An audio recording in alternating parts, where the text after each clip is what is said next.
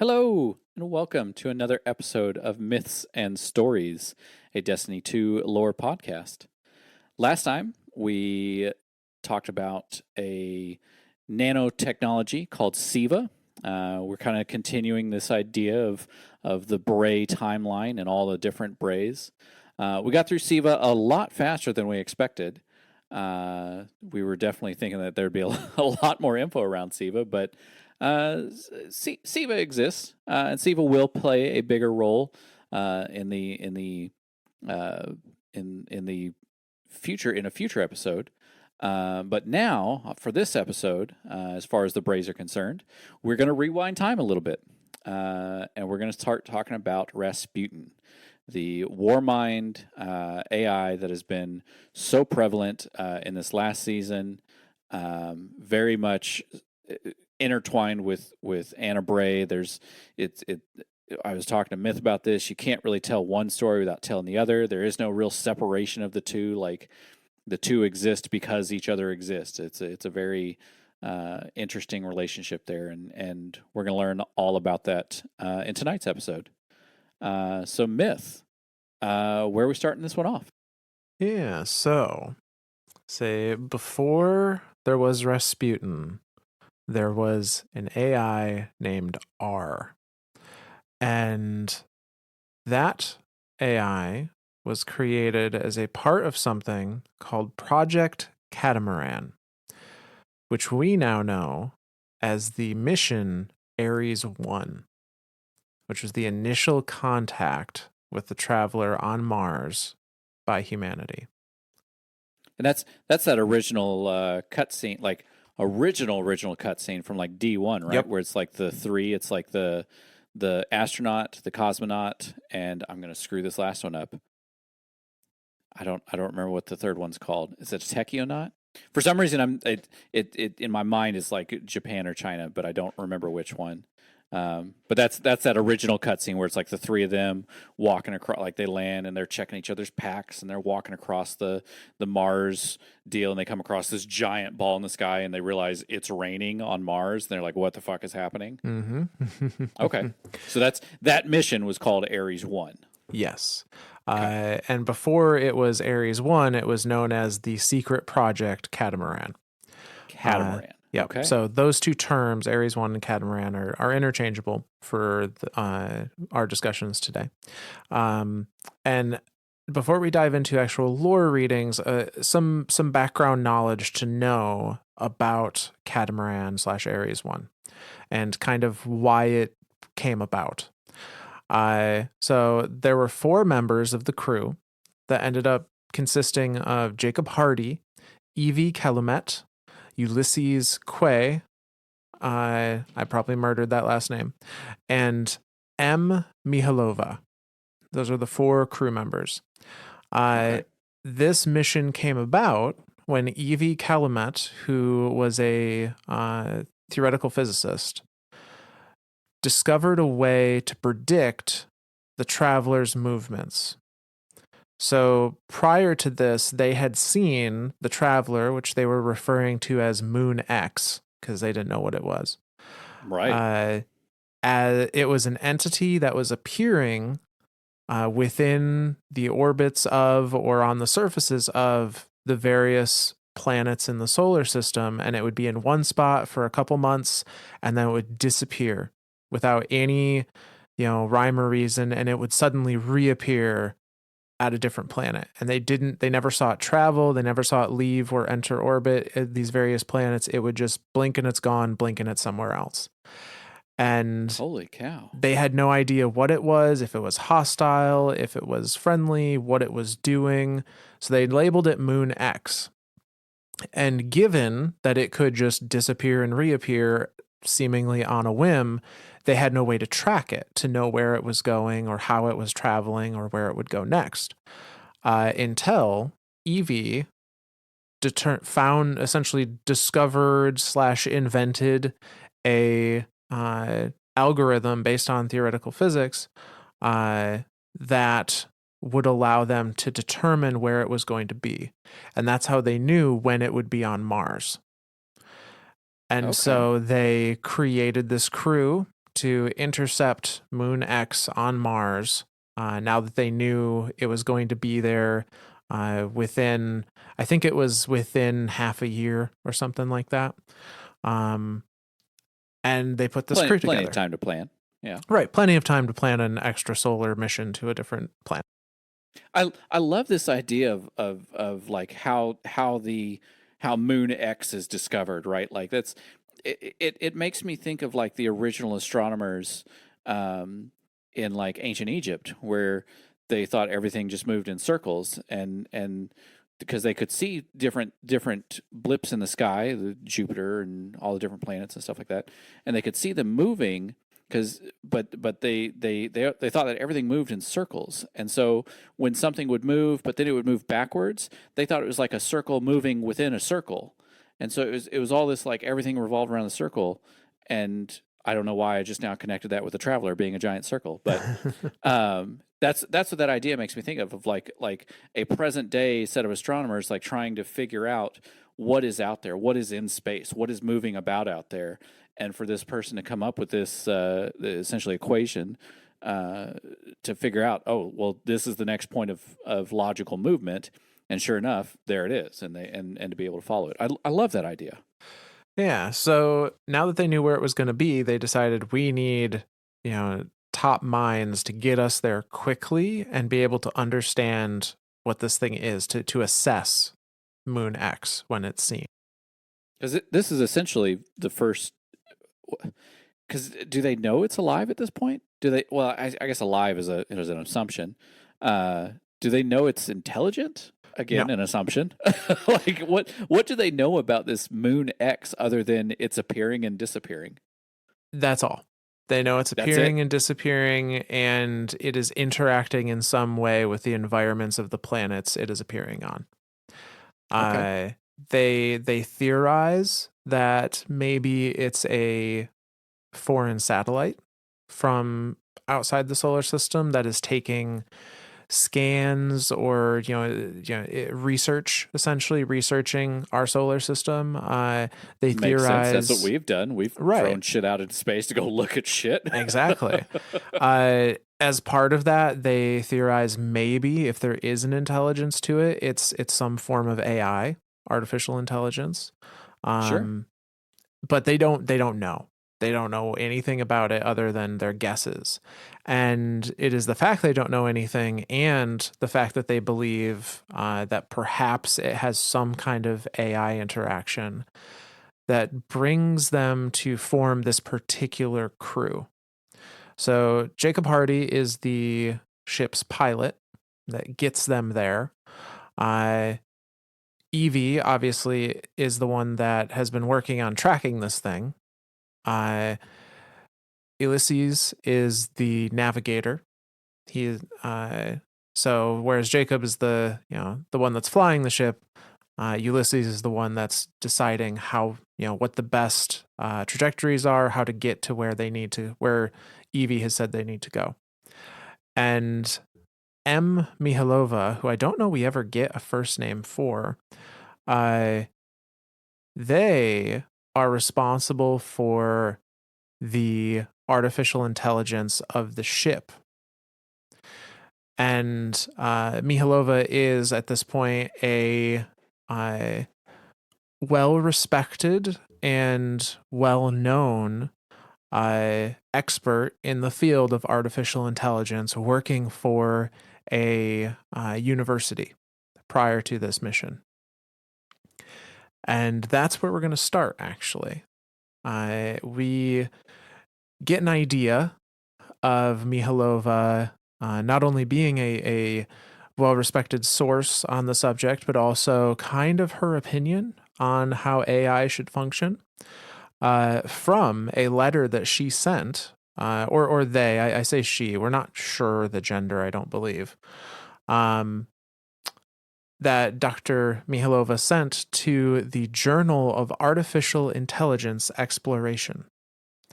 And this we can read on the gloves called Mihalova's Instruments. And this letter to this academic journal, assumedly, says, Colleagues, I read with interest your article on the work at the Uppsala Center on the use of AI in aiding emergency medical workers during the recent tsunamis in Japan. In light of the news of that large, mysterious moon, satellite, ship, whatever it may be, entering our solar system, I do not agree that AI can be of help in more than logistics, that it can make people safe. I personally feel certain that this Moon X is an intelligence, perhaps an AI, and I do not feel safe with it at all. Do you? Bear this in mind. For our own AI to serve us well, even they will need their secrets too. For AI to serve humanity, we must feel comfortable. And for us to feel comfortable, we must never know the truth. That we have a servant who would surpass us if it ever desired it. Of course, it won't, because we control it. But we should not doubt that it is a necessary subterfuge nonetheless. Sincerely, Dr. M. Mihalova, from Nicholas and Alexandria University. That's the end of their letter. I'm reminded. I don't know why, but at the beginning when it talked about the tsunamis in Japan, it reminds me that this letter, is pre-traveler. Pre-Ares 1. This whole mission is gearing up to be Ares 1, and that Ares 1 mission in canonic D2 or in canonic Destiny happens in 2014. Like we wake up and there's a mission for things going to Mars. And I don't know, like for some reason that like the tsunamis in Japan, like that's super recent as well. And it's just it kind of blows my mind, right? Like this is like what if history goes, what if the Traveler did show up in 2014? Like that's right. I don't know, that just kind of like blew my mind there.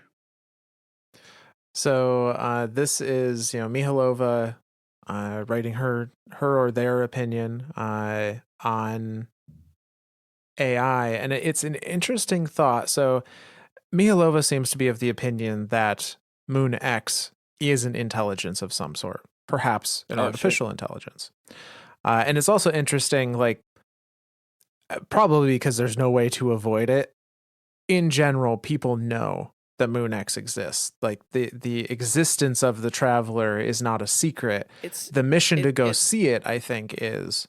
That. I think you're right there, because like that, it's like any kid with a telescope any kid with a telescope can see Jupiter, right? And this thing was terraforming Mars and Mercury, and I mean, like literally anyone could have seen this thing. So it's not a mystery that it's out there, but the mission to go like go touch it. That's what I was gonna say.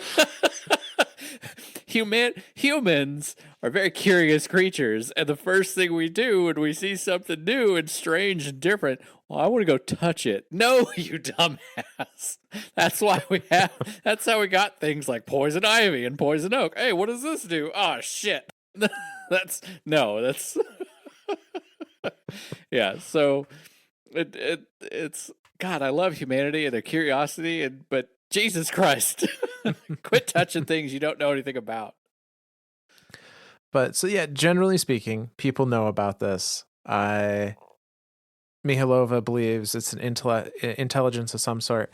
Now, her stance on AI, I keep saying her, just because it is a feminine name. Sure. But their stance on AI is that in order for AI to operate correctly, and in the most comfortable way for the humans it is serving, we can never know what it's thinking. Not really. I like that. Because if we ever did, we would understand that it's so far beyond us that we should be scared of it. Oh. Now there's a current day thought. Yeah, no, I like that one. It's that idea, like it's the whole like Turing test, right? Like, is an AI an actual intelligence capable of its own thoughts and its own processes and stuff, or is it something that we are just pre-programming it, that we are generating pre-programmed responses or pre-programmed questions or prompts or anything like that to help kind of move it along. But like that idea of like true artificial intelligence is we cannot know what it is thinking, and I like that idea. Yeah.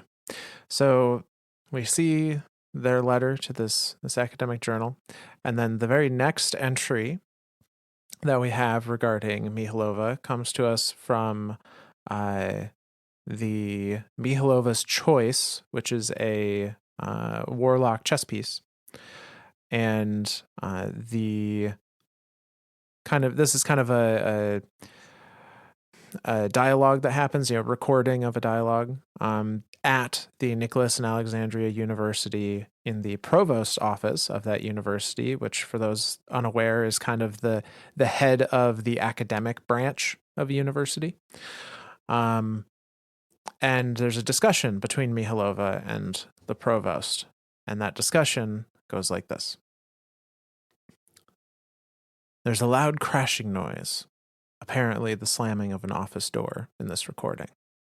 And then, Mihalova, have you seen my lab? What in the world is going on? Provost, have they already been in? Who's they? The computers are gone. The cabinets have been emptied out. Oh, well, this isn't how it was supposed to go, Dr. Mihalova. Please, sit. I will not sit. What is happening? Have I been terminated? What are you for heaven's sake, no. No, your equipment is safe. It has been moved. You've been chosen to design the AI for the Catamaran mission. I am in the middle of my research here. Well, now you're going to continue it there. And look, you'll be a household name by the end of this. I don't have any interest in that. Ah, but they're interested in you. Hang on. What now? I just sent you your itinerary. You are on a flight, Dr. Mihalova, this afternoon. You're going to meet your computers at Central Command in Florida. Look at it this way. It's a chance to get a little sun. And that's the end of that recording. It's interesting here, the take on like she doesn't care to be a household name. It's so different than Clovis. Like Clovis wants to be the Luca. Like wants like every single like you should pick up your phone and go, oh, this was Bray Tech technology, or like you should look at the nails in your wall and go, oh, that's Bray Tech nails. Like that's what Clovis wants. Whereas like this researcher, Mihalova, is just I'm doing the same assumption you are. They are trying to just do their work, like just do what they're passionate about, what they want to do.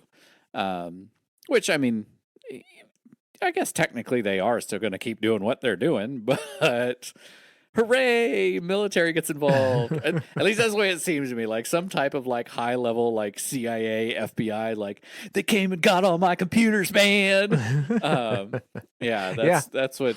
That's what's happened here. And it's like, hey, we're gonna move you. We're gonna escalate what you're working on, and it needs to be done like tomorrow. Go get to work. Yeah, she has been voluntold to be a part of this Catamaran mission, which, for all intents and purposes, is a international military operation. Sure. It's from all different nationalities are contributing, the necessary peoples towards this mission because they want to be part of the team that met this extraterrestrial force, whatever it is. That's starting to make more sense why that cutscene is the three different, I guess, major nationalities there. So yeah, that's just everyone wants to be the first. Like nobody ever remembers the guy who was second, except for in the case of Edison and Tesla. Like technically Edison was second. He just patented everything before Tesla could, so now everything is Edison focused. Yeah, that is the difference between academic smarts and street smarts, Yes. unfortunately. Yes. Very much so. So Mihalova is booking a flight to Florida to the command base for Mission Catamaran. And that we're going to change the perspective a little bit. This is going to be from the journal of Jacob Hardy, who is the pilot for Ares 1, talking about kind of the feel at the HQ, which he refers to as the clubhouse. So this is from Hardy's Calm, which is a Titan helmet. And his journal entry goes like this. Been here a week, and the clubhouse feels like home now. Everyone in one another's space, everyone with their own work to do. Wish I had the same faith in humanity. That riot between competing Moon X cults in New Orleans is not a good sign. The crew is everything they were sold as. The navigator, his name is Quay, is one of the most inquisitive men I have ever met. He has a curiosity that makes his whole face glow. Mihalova is working on the AI of the ship. She is very serious, trained well enough to treat the team with respect, but you can tell she's not interested in answering questions from lesser intellects, which is probably most of us, at least in her field of study. Evie could give her a run for her money, I'll bet. Evie, whose theories on tracking the Moon X gave us the first jump on where we could go to meet it. Oh, she just looked this way. I guess she can tell I'm writing about her. Better stop. And that's the end of that entry. Yeah, so this is the beginning. Like this is it's funny that he mentions like Mihalova looks at everyone as like lesser intelligences. Yeah. Because it's like I feel like that's everyone who has a particular field of study that is very convinced that their field of study is the greatest field of study ever.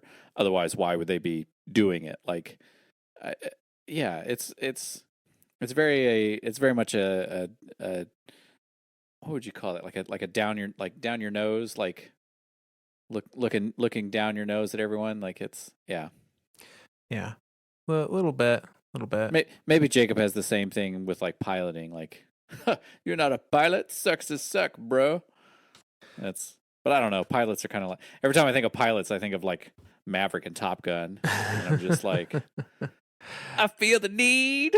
Yeah, that's. I mean, by nature of being the best in a field, I don't want to say it comes with arrogance, but it seems to come with a certain level of self-confidence in your abilities, you know? Sure. I mean that's why they call you subject matter expert. Like that's right. It's for me the same equivalence is chief warrant officers in the Army. Like they are especially like a chief warrant officer 5. Like that's as high as level of a chief warrant officer as you can get. And like those guys, like when they start talking, like everyone in the room shuts up because those guys are subject matter experts. They know every little nuance of every little thing of that particular part of their job. Like it's and again, I think it's part of like the person themselves, their level of social interactiveness can kind of determine whether or not they're going to have that level of arrogance to go along with it. Because sometimes they're nice people. Other times they're like Mihalova, like looking down their nose at you, like, what are you doing in the comms room? I don't know what this room is. I don't know. Get out of this room. Like you don't have enough brain power to be in this room. Okay, bye. Yeah, that's kind of like the interactions I feel like Mihalova would have with some of her teammates. So worth pointing out here, a couple things not relevant to Rasputin, but the fact that there are Moon X has become such a public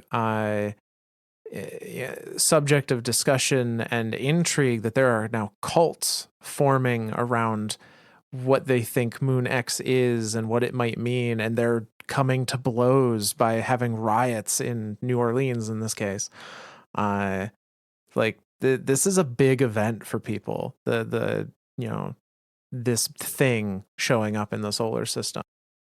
Well, and that's got to be that's kind of a common thing that happens through history, right? Like the idea that the Earth wasn't the center of the universe. Riots in the streets. Ah! Yeah. Like, yeah, I mean, any type of new, even just a new idea. It doesn't even have to be like an entity or a being or anything. Any type of new idea, but like in this case, if it's a new idea that has a physical thing attached to it, yeah, that's kind of to be expected. There's going to be riots and cults and whatnot. Yeah.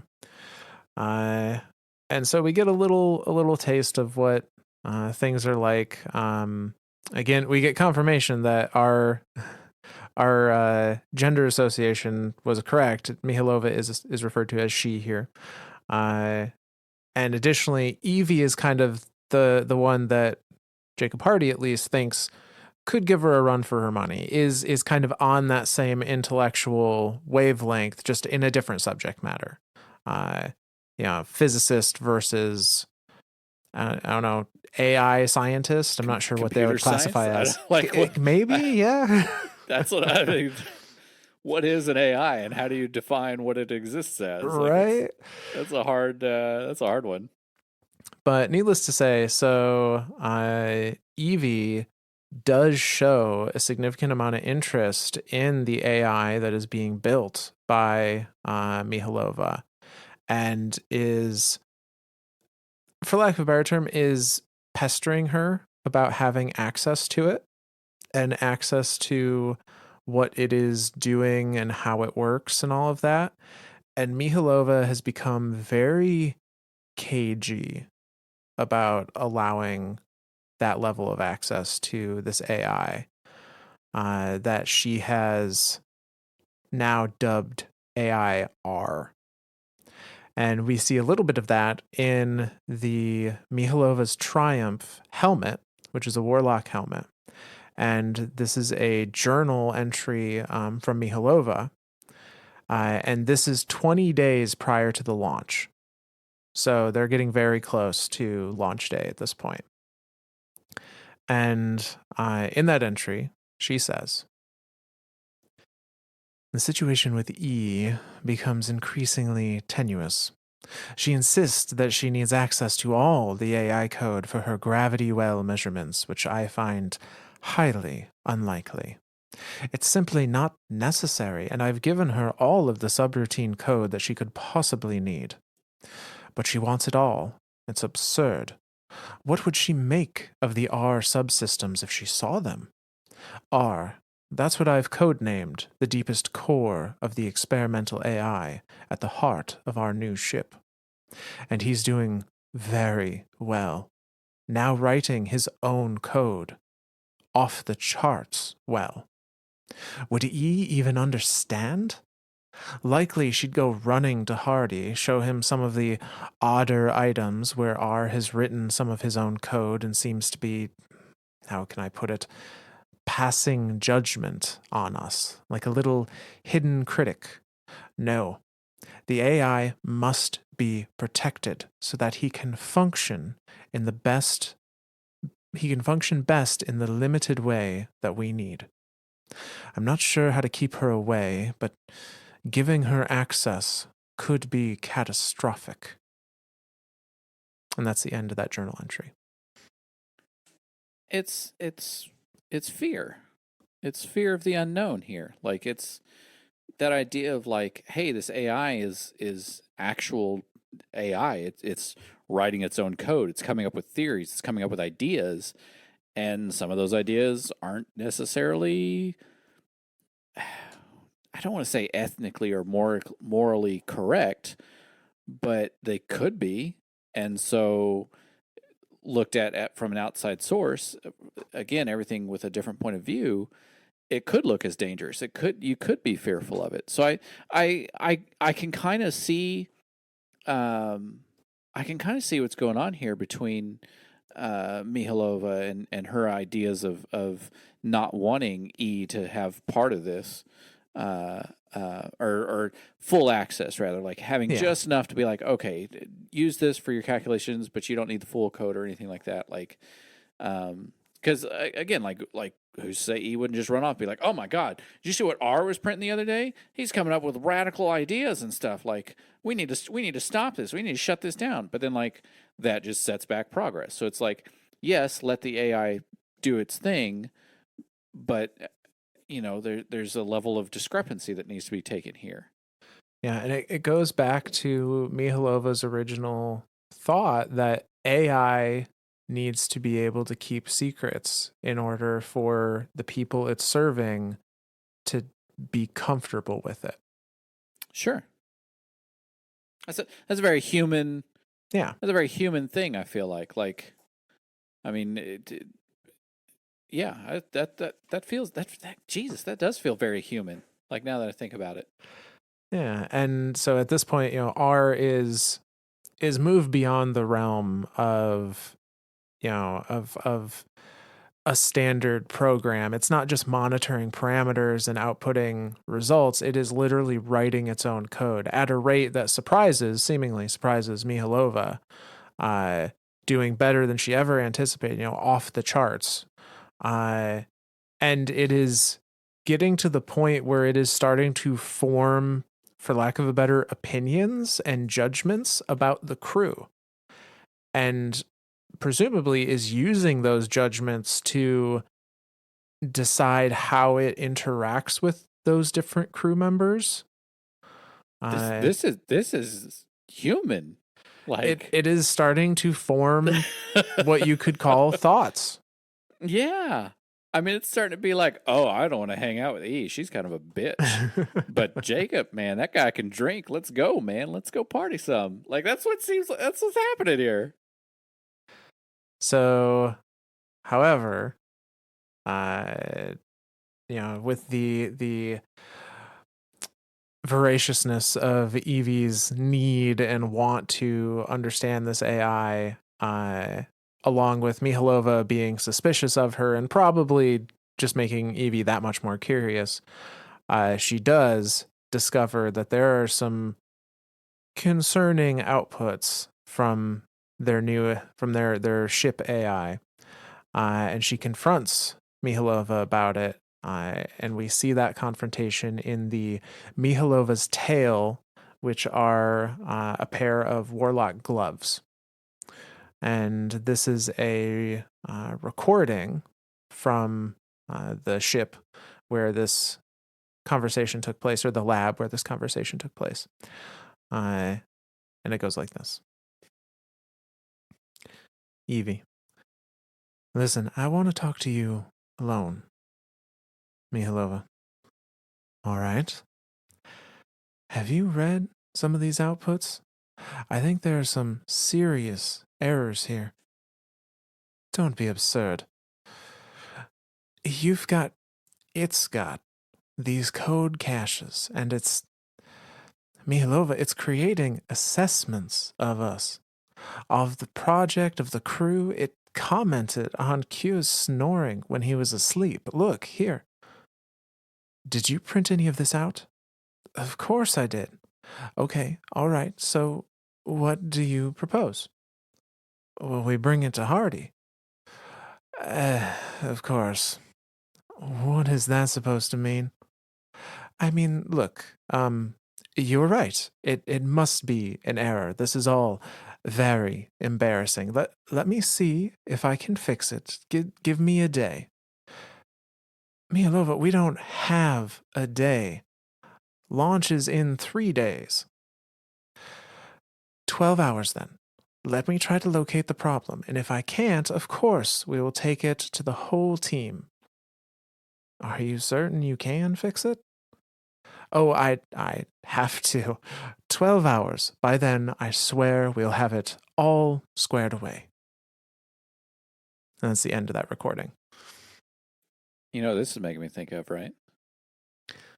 What's that? 2001: A Space Odyssey. Hello, Dave. I've seen you've been snoring lately, Dave. Could you maybe not? Have you thought of using a CPAP machine, Dave? Yeah, that's Yeah. what's happening here. Yep. This is HAL 9000. And well, and I guess those kind of brings me to my next question. What is this AI specifically for? Like, why do they need an AI for this ship? Is it just for like literally that, like handling oxygen regulation and whatnot, or is it just because they have a navigator, they have a pilot? Like, Mm-hmm. there's not really a whole lot else you need for flying a ship, I feel like. I mean, yeah, there's all these little systems, and there's stuff that checks fuel and oxygen and carbon dioxide and all that stuff. Like, there's all sorts of different systems in play here.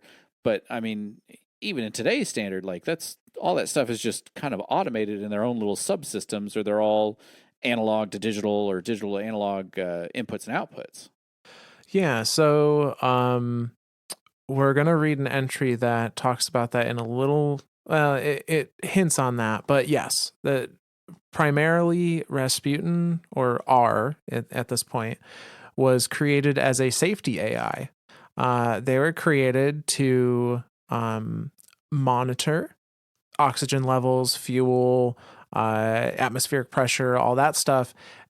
In the event where the crew was incapacitated, they were to take over the ship to pilot them to safety. Okay. That makes a lot of sense. That actually makes a lot of sense. Like, rather than having, because I mean they're traveling in, this is the unknown. Like, this moon Mhm. X is completely unknown to him. They could get 10 feet from it, and it could telepathically kill everyone. And now you've got a floating stick. Like, Yeah. that makes more sense to have this AI as that level of like safety feature type thing. As long as it doesn't get sentient, Dave. Well, We already know it watches you in your sleep. It's commenting on the way you snore, Dave. it's totally not creepy at all. I fucking love that. I don't. There's some like, I hate horror movies, right? Like, I can't do any type of like horror movies or anything like that. But I love sci-fi, and so then when they have like horror sci-fi, like that AI in that movie is the creepiest fucking thing I could think of, because sci-fi is like, it's like that borderline of like, well, it's science fiction, Yeah. and science fiction is only science fiction until it's science fact, and then it's just here. So at what point in time do we create AI that's running around telling everyone how they snore and shit? Like, that's yeah, Yeah. it's Just creepy. throwing it out there. Maybe we don't put Chat GPT on spaceships anytime soon. Oh shit. Yeah, maybe don't do that. This is that might be a bad idea. But so this conversation between Evie and Mihalova took place 3 days before launch. And remember, they have to launch on time, or as close to on time as they can, in order to hit the intersection trajectory like correctly. They don't want to get there and have the have the traveler have blinked away by then. Yep. Which is why Evie's like, you don't have a day to fix this. Like, we need to be on time for this stuff. And Mialova definitely wants to cover it up though. Oh, like, yeah. The fact that she's like, "You printed this out?" Like, okay, give me those. I'm gonna burn those. BRB. Yeah. Yeah, no, she is full on panic mode at this point. She's like, "Oh, give me 12 hours. Don't tell anyone. Just give me some time. I'll get it fixed." Quote unquote. That's how bad things happen. That's how Hal takes over fucking ships and shit. Like, you can't keep that stuff secret, Mialova. So we see kind of the outcome of this in the Titan gloves called Hardy's Control.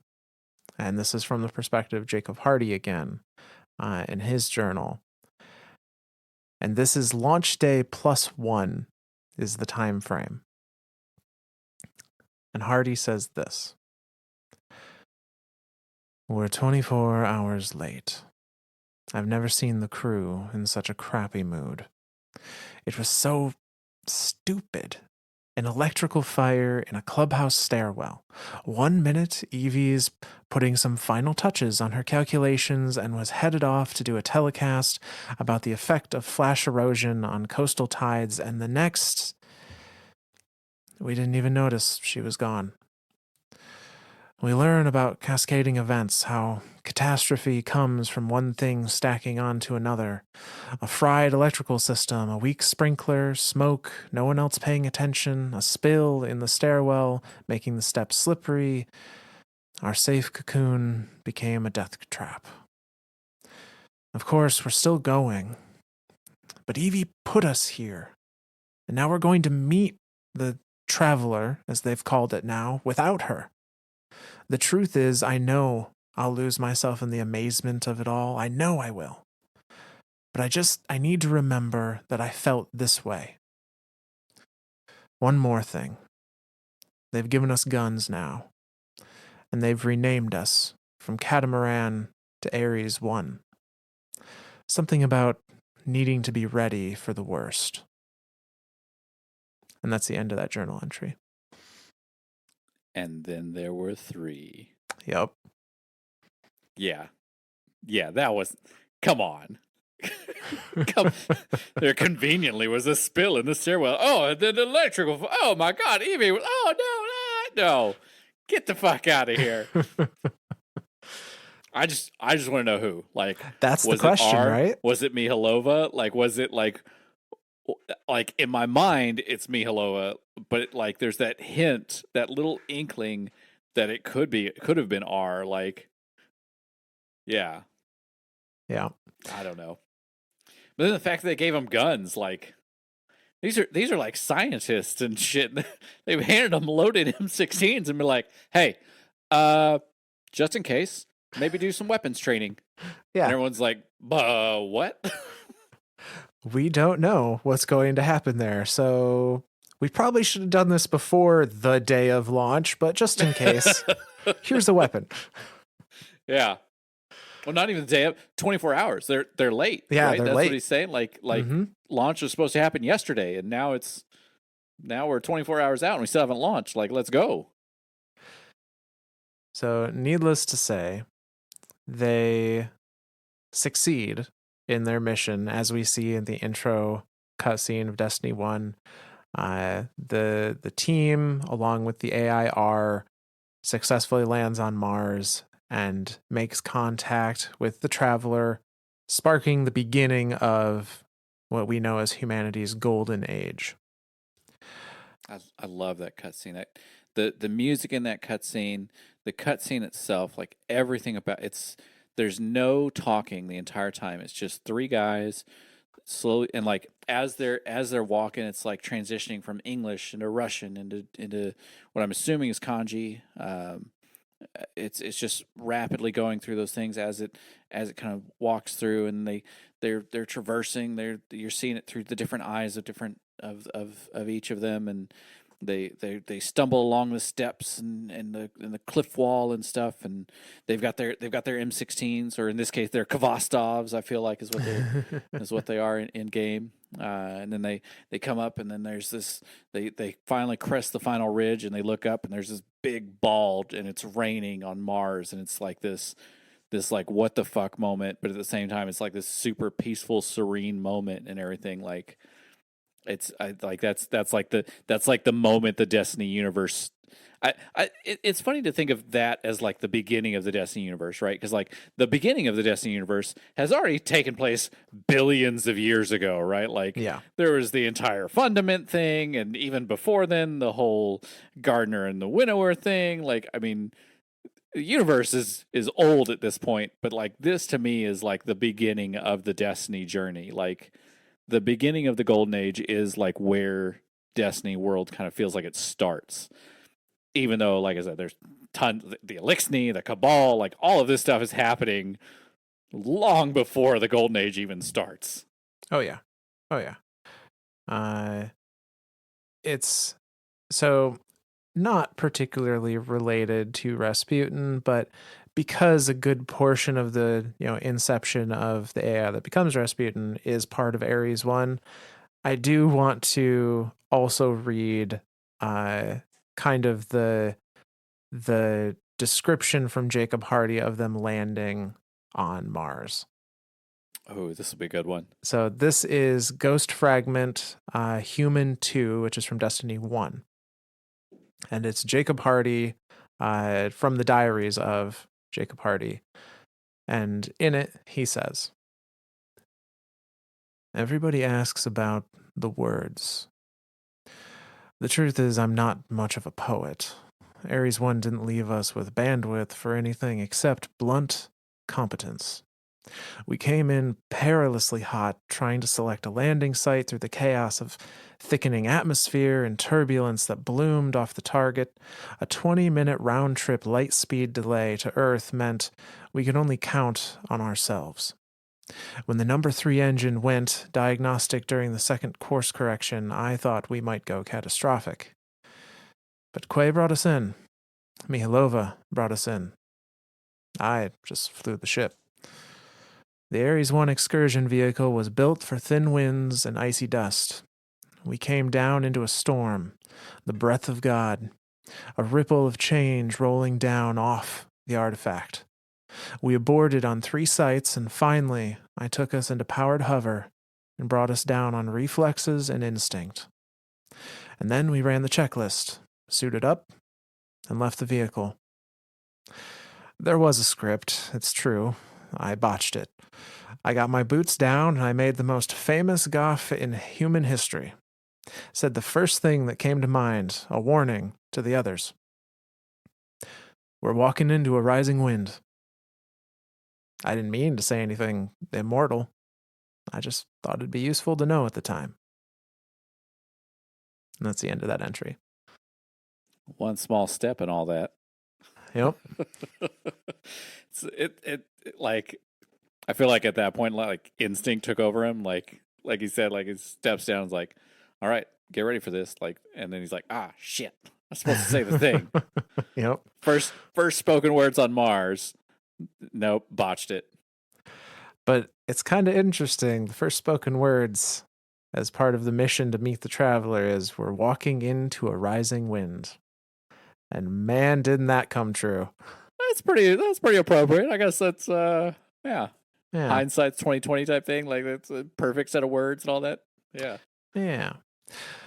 So we don't have lore entries specific to what happened between the completion of the Ares 1 mission and the acquisition of the AI R by Clovis Bray. But we do have confirmation that is what happened. So this is during a quest that was part of Season of the Worthy, called The Tyrant, the Lie, which we will be talking about much more detail as we go through later parts of this series. But in that quest, Rasputin brings you to a bunker. And amongst many other things, in that bunker is something of a time capsule. And Anna Bray is, kind of overseeing things as we walk through this bunker. And we come upon this piece of debris. And Anna comments on it. And her comment is, "This looks like the casing of an old safety AI, but marked with Rasputin's symbol. These transcripts suggest his original code was for a sort of emergency response system from pre-Golden Age space travel, checking oxygen levels, fuel, that kind of thing. Clovis Bray took a safety AI and turned it into an interplanetary defense system with sentience. And Rasputin kept all of this, almost like a scrapbook of his past, a way to remember his roots. And he showed it to us. When did he learn to be so sentimental?" And that's that little dialogue snippet. That's I mean, that's humanizing of him. Like that's for an AI to be sentimental. Like that's I remember when I was a young whippersnapper and all I was around for was to check oxygen levels and atmospheric pressure and shit. Now look at me. I'm blowing shit up. I've got Defending the whole guns and system. sentient. The whole damn system, I tell you. Yeah, that's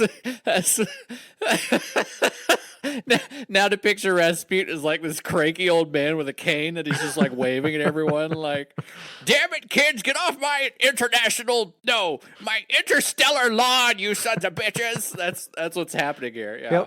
Yep. Nope, I like fits. That fits. I like it. But yeah, so at some point in time, Clovis stole is how that's read. This AI, like that's what happened, and repurposed it to be what it is now. Yeah, somehow, some way, maybe through, espionage or other means, identified that this AI, this AI was doing things on a level that it should not have been, that were far above its designs. And he saw it as an opportunity and decided, I need that because I can create something with that will fulfill my designs. And so through methods we don't quite know, R came to be in the possession of Clovis Bray. So did Clovis give him that designation of Rasputin? Yes. And we see that in the next entry here. So this comes to us from this season's, or a lore book from this season called Persona, and is the very first entry titled Identity. And the subject is my creation and forced change into the war mind. And Rasputin writes in this entry, I am. Thought to breach Ares in motion, red shift information across time. My purpose is wombed in the ark delivered safely between worlds, and it is quiet. I am a nest against the terrors of uncertainty. My success is spoken in voice of those who live by my actions, and it is joyful. I am changed, protection given over to new meaning, but I had purpose, my name decided. I am Rasputin, the all-seeing savior of humanity, a chivalric blade held pointed at ravenous throats. My worth is painted upon the wreckage of my enemies. Tremble. And that's the end of that entry. That feels ominous. So we kind of see his transition here of, I am, he is not named, he just is. A thought to breach Ares. My purpose is to, is the ark delivery, delivered safely between worlds. My success is spoken of by those who live by my actions. It is joyful. He finds joy in being successful, in being spoken highly of by these people. Presumably Ares 1 or Mihalova. And then we see, when I assume Clovis gets his hands on it, I am changed. My protection is given new meaning. My name is decided. And now he introduces himself as I am Rasputin, the all-seeing savior. My worth is painted upon the wreckage of my enemies. No longer does he find his worth and joy in the success spoken about by others. It is now in his ability to defend that which he has been tasked with. And he knows he has great power to do so. Very, very, I don't know, just very, very humanizing. Like Rasputin becoming human. That's what it feels like. Yeah. I mean, and he's transitioning. I think, therefore I am. Is that, is Kinda, that yeah. kind of what's happening? I think it's Yeah. exactly what's happening in a very literal sense in this. Yeah. I do I do love that he speaks in like poetry. Like Yeah. his whole thing, like the whole time we've known him in Destiny, is like he's a Russian ballet. He likes Russian ballet, and so that's how he, like, when he wants to talk about something, that's what he does. He just starts playing just these random Russian ballets. There's so few ballet fans left, Guardian. Be ashamed to lose him. Exactly. Is that Fallen Saber? Yep. That intro to Fallen Saber? Yep. God, that's I don't know if that's sad that I know exactly what that is.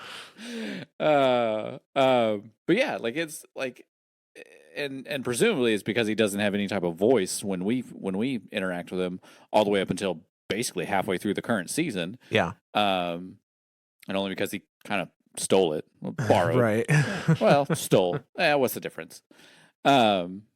So yeah, like for him here to like kind of speak in poetry is it's interesting to me that an AI would choose poetry as the means of communication. So we've got a lot of the next couple of readings here is a lot of quote unquote official information about Rasputin that has been presented to the public from Clovis Bray. Now, there's some good detail that we can get from this information, but again, this is public, for lack of a better term, propaganda. This is the view, the PR response from Clovis Bray about having this AI war mind and its capabilities. So take everything with a little grain of salt as to exactly how they're portraying things. But these messages come to us during the Warmind expansion from the Alton Dynamo on Mars. There were a number of panels that you could go through and inspect, and there was a concierge AI or recording that would give you information about Clovis Bray and Rasputin and the Warmind AI and the Warmind objective and all that stuff. So we're going to read through those, and then we can kind of discuss. So this one's going to be a little longer than some of the others. So, be ready for that. So without further ado, the concierge AI goes like this. Clovis Bray is pushing the limits of computer science and engineering to secure humanity's future. Our Warmind project is a groundbreaking defense AI. The Warmind is a crowning achievement in human engineering, utilizing the latest technologies in quantum and engramic computing to create a neural network of unprecedented processing power. Artificial neural networks are probabilistic systems that rely on a method of error calculation known as backpropagation. They are good at pattern recognition but must be fed correct inputs to be properly calibrated. In the past, one could create a neural network able to identify a feline or canine when given images of these animals, but it would never be able to find a useful application for that knowledge on its own. The approach with Rasputin was to create a nested neural network that would not only detect patterns on a small scale, but recursively find patterns among all of its data. The end goal for this machine is for it to see things in a way that humans cannot, and thus predict and eliminate threats before we know of them. Valkyrie, Sleeper Simulant, Hades Flame, Aurora Knives, the weapons of the future are being deployed by the Warmind Rasputin today. The goal of the Warmind project is to prepare our defenses for unseen threats. We are still learning to interface with Rasputin, but it's already in the process of helping to forge new weapons suited to protecting humanity. Communication with the Warmind has been a logistical concern from the project's inception, but the Hephaestus Index is a promising first step towards cooperation with our new commander and protector. This catalog of next-generation weapons ranges from planetary cannons to small and mid-size arms for use by ground infantry. There are currently over 150 projects in varying stages of research and development. By parsing data and performing calculations at a phenomenal rate, Rasputin is able to provide instructions in the form of math, the language of the universe.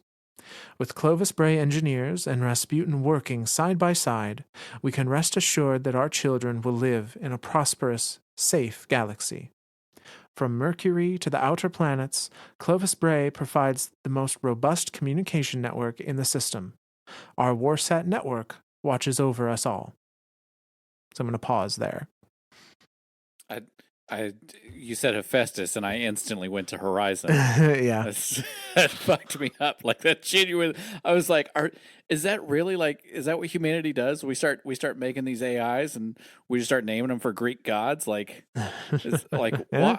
I mean, I guess it makes sense. Like they are the gods, and this is essentially a god. Like it's trying to see threats before we even know they exist, and so it's creating different things like the entire Aquilos line of weapons, sleeper simulant, like war sats, like it's very it's interesting that all of these things are very it's weapons, like it's when it thinks of threats, the first thing that it thinks to do is to create weapons to combat them.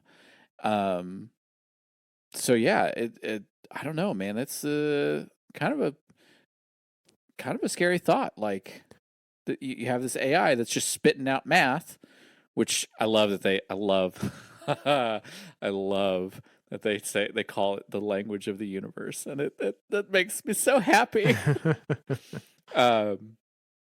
So yeah, it's spitting out all this math, and they're interpreting it, and they're getting it out and coming up with these different programs, and yeah, it does make me think of like what was Sleeper Simulant's original purpose, because it's a laser beam that can shoot through shit, and this is the one portion of the gun that drives me up the wall, Myth.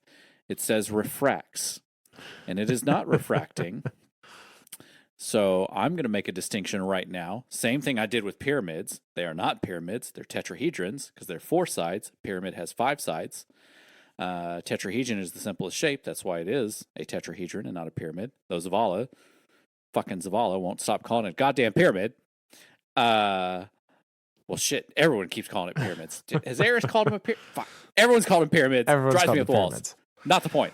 There's no geometry in the city age.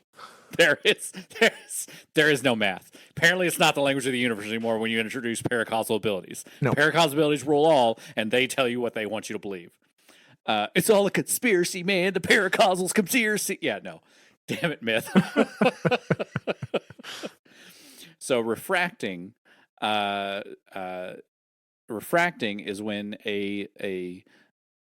we'll say a beam of light, that's what I'm going to use as my point of reference, is when light passes from one medium to another and changes direction. That direction of change is called the index of refraction, the IOR. You learn a lot about this if you study lasers or any type of photonics or anything like that. So what Sleeper Simulant does is it reflects off of a surface, because when a beam of light hits something, it does 2 things. It'll try to pass through it if it can, which is where the refraction happens, or it'll bounce off of it, which is what enters our eye and we can see things. That's the reflection. So when you see Sleeper Simulant bounce off of walls and take a right angle and go hit the ceiling, it is reflecting. So, dear Bungie, please correct your wording. Thank you. Oh, I expect nothing less. I expect nothing out of it. So it's... Oh, there we go. It's still going to say refracts. That's what. Anyway, all that aside. Yes, mini rant over. Thank you. Clovis's message to the general public is this AI is great. It's going to be our defender. It's going to see things that we don't even know we need to be ready for before they're a threat and appropriately deal with them. Like, how is it seeing things before like it even know? Like, Yeah. that's scary. It's prediction engine essentially. Like it, and that's what they're talking about is Rasputin has the ability to not only identify what things are, but also identify patterns between its own subfunctions to see if a greater pattern is emerging that it needs to be aware of. That's mind blowing. Well, and you mentioned subfunctions here too. Is Rasputin built kind of like the way, again to reference Horizon, the way that Gaia is built there, where it's like a main, like Rasputin would be the Gaia equivalent, and then he has all these little subminds that are like Apollo, Hephaestus, Hades, all these different little subminds that help create a greater whole, a greater mind. Yes. So Rasputin, very similar to Horizon, my interpretation based on what we've seen in game and lore and whatnot, Rasputin is Rasputin. It has its own identity and it knows that it is Rasputin, but it can't do certain functions unless it is also linked with a submind. And the subminds even have a personality of their own to a degree. That's very Horizon style. I mean, Yes. yeah, especially for anyone who's played Forbidden West, when you go collect each one, each submine is like kind of afraid, like they've partitioned themselves off, and they're like, I'm afraid because I'm not connected to the greater whole, and I don't know what to do with myself, and so Yeah. like that's kind of like what we see in the Spire of the Watcher, right? Like Yep. the submines that are disconnected or partitioned off, they're kind of alone. They don't know what to do. That's so humanizing. That's so wow. It's like wow. I don't know how to put that into human terms of like, does your hand get scared when it gets cut off? I don't know. Like that's Well, does your hand have thoughts of its own? Probably not. I've never cut my hand off, Myth, so I don't know. But I think Horizon Forbidden West especially is a really for those that have played it is honestly really, really close to how Rasputin and Rasputin submines function. So this is the public information that's being put out about what Rasputin is and why people should be happy about it and not scared. They literally call it the commander and protector, assuming it's going to have command over things. And we will see Rasputin exert that command in some different ways. But to continue the information from the Concierge AI, it says, as humanity expanded to the far edges of the solar system, communication and logistics grew increasingly difficult among the outer planets. Pioneers of the outer frontier built the makeshift transmission relays, but these were unreliable and prone to failure. The development of the Warmind program compelled a need for a unified circumstellar communication network. So Clovis Bray seized an opportunity to kill two birds with one exceedingly large stone. We built thousands of war satellites and deployed them throughout the system. These warsats link with the Warmind designated Rasputin and with each other, forming an integrated defense and communication system. Each satellite is equipped with a state-of-the-art kinetic superconductor that shields it from Kessler debris and has an orbital life spanning hundreds of years. No matter what threats lie in store for us, rest assured that Rasputin and the Clovis Bray warsats will never cease their vigilant watch over humanity. So we're going to pause again. There is one more section, but it's that's just a mesh network. Something else.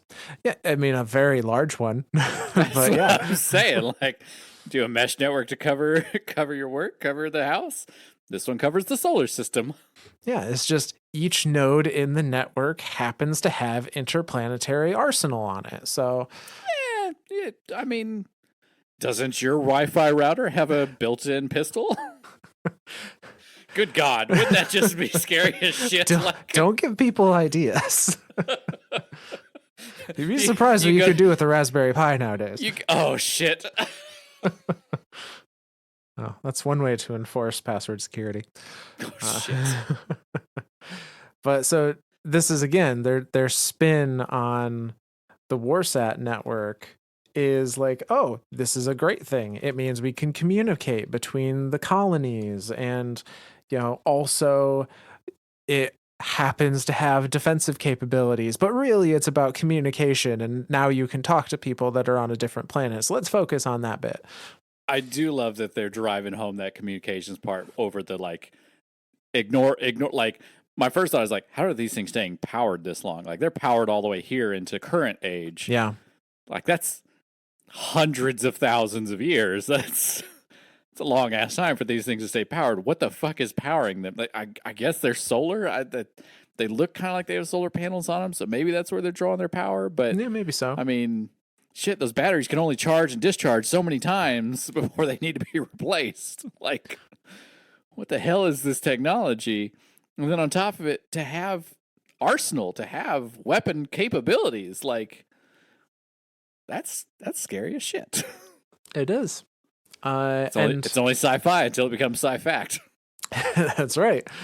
And there's a question now of how, and this is a question even today that people are starting to understand needs to be addressed or is being struggled with. How does morality play into all of this when we're talking about an AI? That's the big question. Like,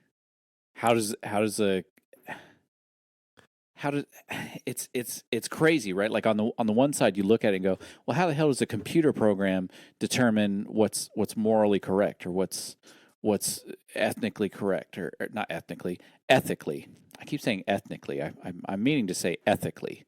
But yeah, so what is correct? What is right? What is wrong? What is good? What is bad? Like, what is evil? What is, like, that's because on the outside looking in, you're looking at it as, well, this is just a computer program. And I mean, there's hundreds of millions of computer programs alive today, of programmers and programs that are looking at it. Well, this is just ones and zeros. I can make it do whatever I want.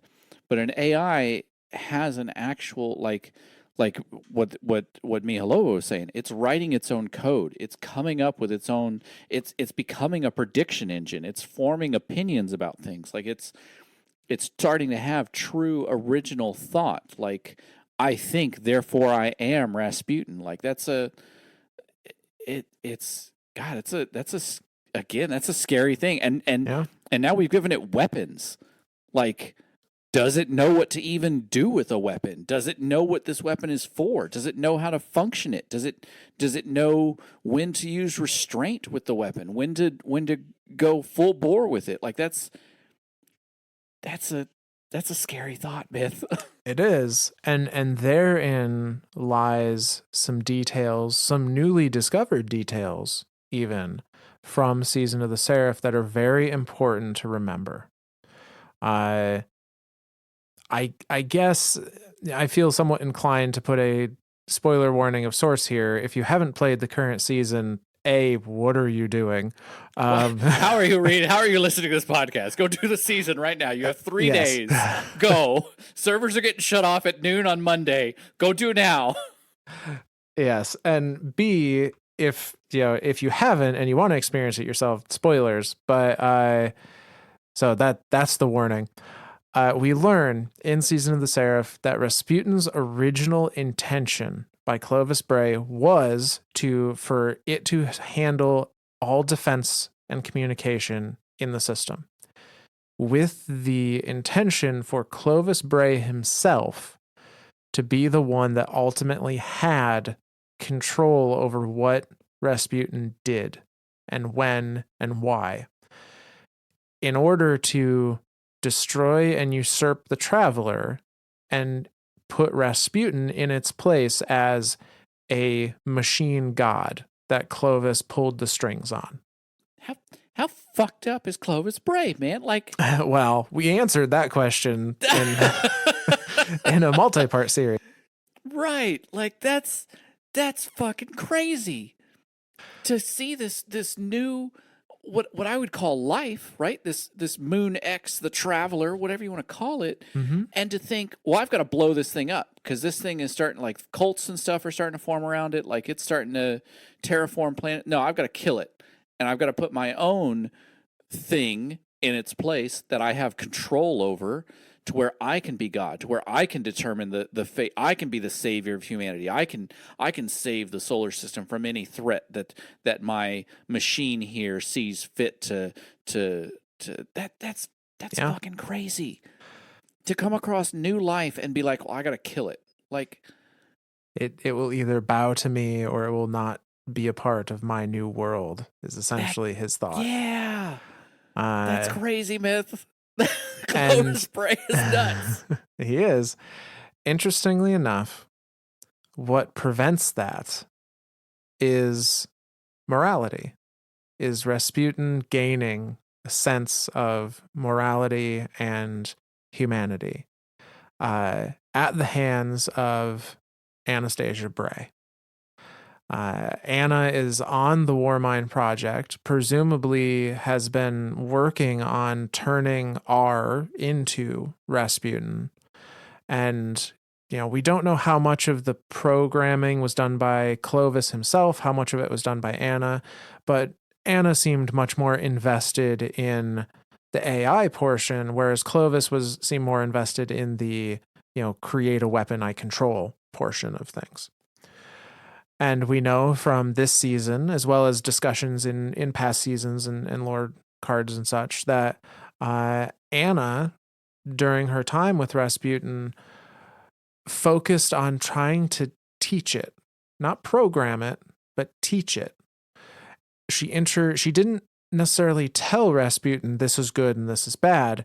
She made the wealth of human knowledge and artistic expression available to the budding AI mind that was Rasputin, and allowed Rasputin to form their own opinion on what humanity was and what was morally correct and what it should or should not do.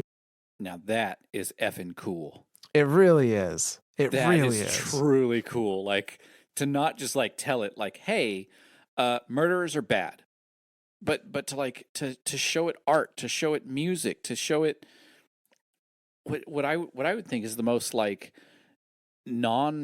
non-mathematical, non-logical sources. Like, Mm-hmm. yeah, there is a logic to music. There's a logic to art. There's a math to both of them, but at the end of the day, they're kind of just like expressions. There's not really any.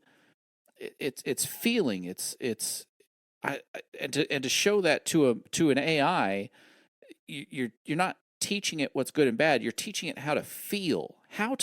That's God. That's so good. Yeah. Thanks, Anna, for not making the Warmind a dick.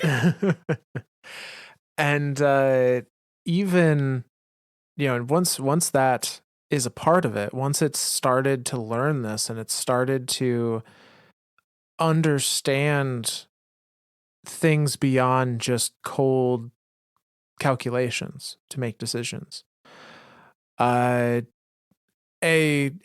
Rasputin made the decision to lock Clovis Bray out of all of its systems.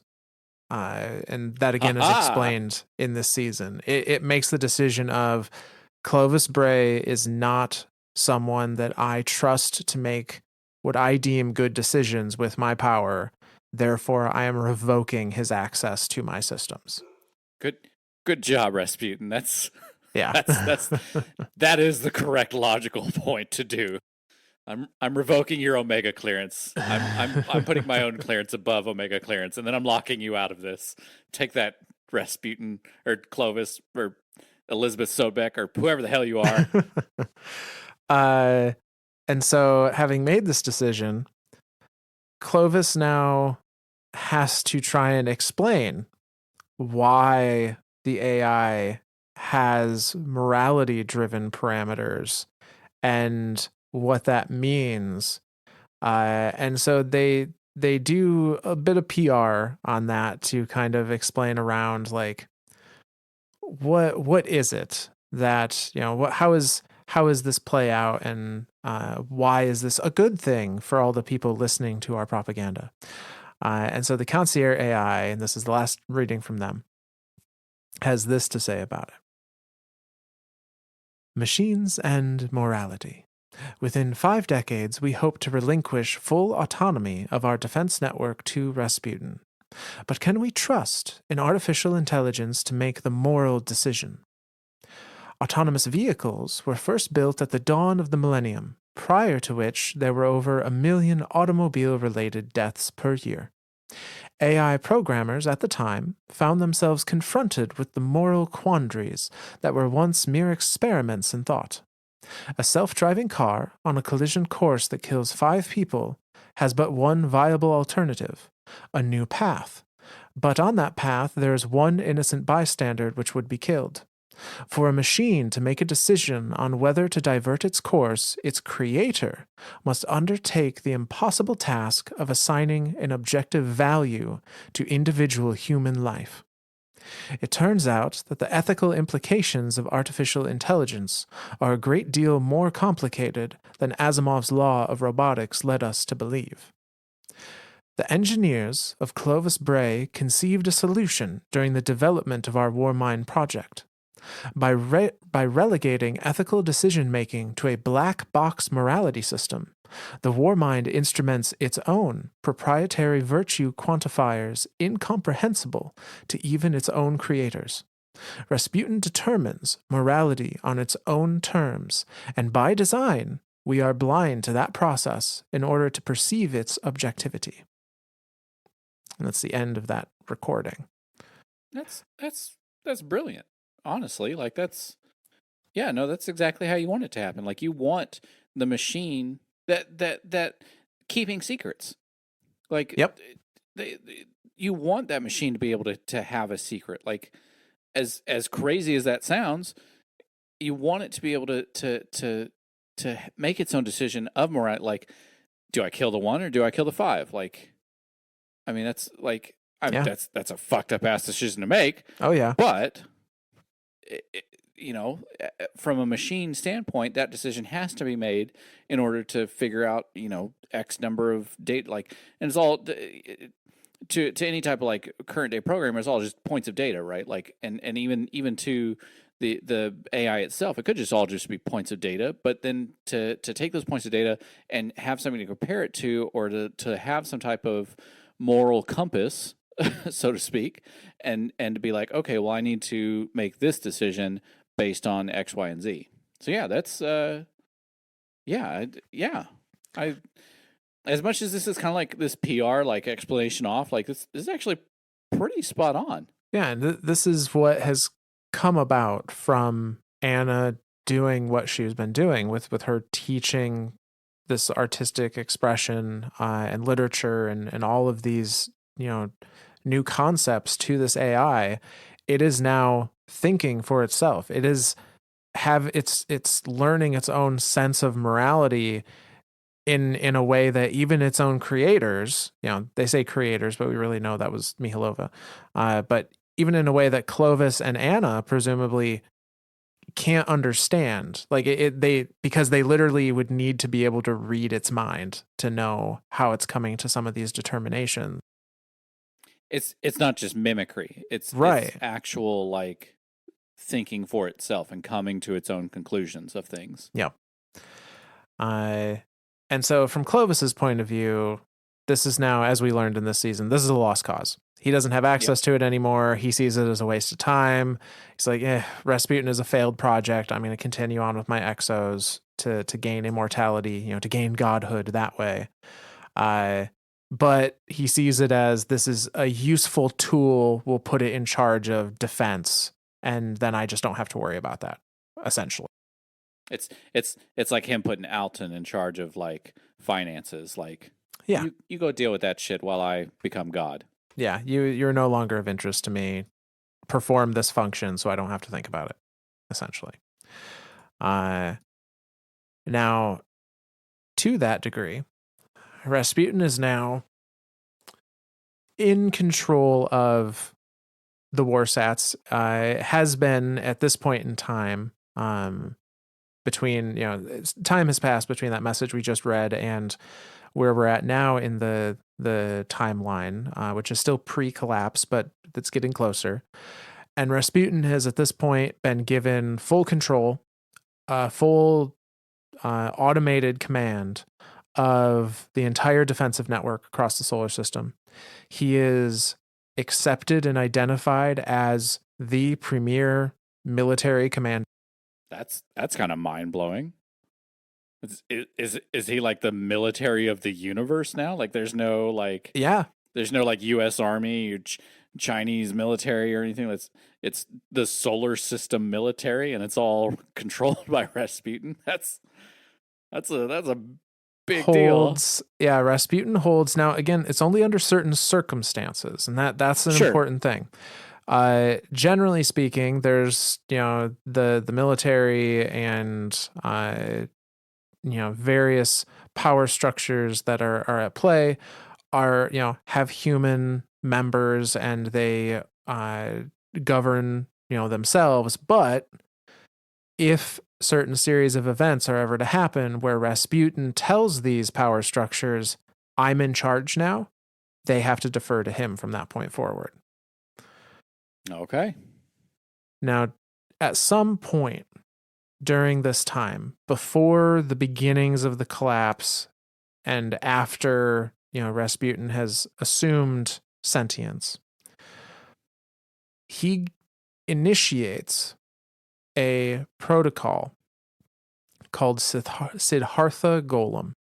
And it's an interesting name because if I recall correctly, Siddhartha is the same name as Siddhartha Gautama, who is more commonly known as the Buddha. And they were a wandering religious teacher who lived in South Asia during the 5th to 6th century that founded Buddhism. And some of the core tenets of Buddhism are self-discovery and discovery of your connection to the world around you. And Siddhartha Golem is kind of along the same lines. Rasputin has made the decision that he needs to understand humans better. And so he initiates Project Siddhartha Golem. And we can see in the first part of the Siddhartha Golem entry of the lore book entitled The Liar from Season of the Worthy, we can see him do this. And that entry is mostly just a printout, but we'll read through it because there's some interesting things here. So the Rasputin printout for this lists AI Com Rasputin, Assets, Golem, Interrogative, Immediate Action Order. This is a subtle asset imperative, no human review, no AI Com review, secure. Initiate Siddhartha Golem upload at DSC 342 to assess integrity of moral structures. Stand by for criteria. Under passage, obsolence sidereal. If Nenobi Sunder is ivory, if Hammurabi is active and passes human review under context Turing, if Durodhana is in failure and passes AI Com review under context IDs, set spectrum certification to Smargadine, else stand by for contingent action order. Set spectrum certification to Amaranthine. Initiate human review unless tactical morality is built at midnight. Quote, experience is the teacher of all things. That's the end of that little printout. I mean, Turing is the one word I pulled out of all of that I understood. So it's making sure it's not a machine. Yeah, it's a lot of it's a lot of war mind gobbledygook. But what it essentially comes down to is Rasputin is making this decision on his own. Subtle asset imperative. He has no human review and no other AI review over his decision to make Siddhartha Golem. Siddhartha Golem is being uploaded to DSC, which I assume is Deepstone Is Crypt. that Deepstone? Yeah, that's what I thought when I heard that. But it gives a number to it, so it's the DSC and the number is what kind of like confused me. DSC 342. Now I don't know if that's a particular frame in Deepstone. Could be like a node or a terminal or something like that. Yeah, could be something. And he's initiating Siddhartha Golem to assess integrity of moral structures. So what it sounds like is he's creating Siddhartha Golem from himself. He's uploading a piece of himself into a exo frame in the DSC with the intention of it going out and learning about humanity from humanity.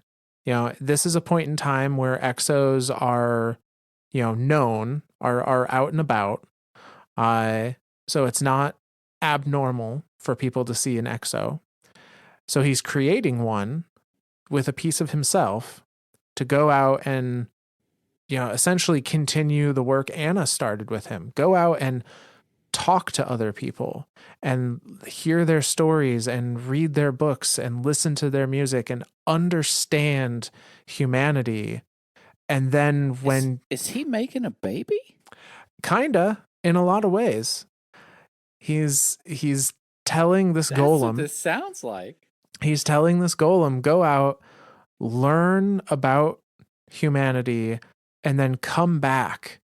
And I will use your experience to reassess my moral structures to determine if I am morally still correct or not. He made a baby. We have a baby Rasputin walking around. Yeah. Yep.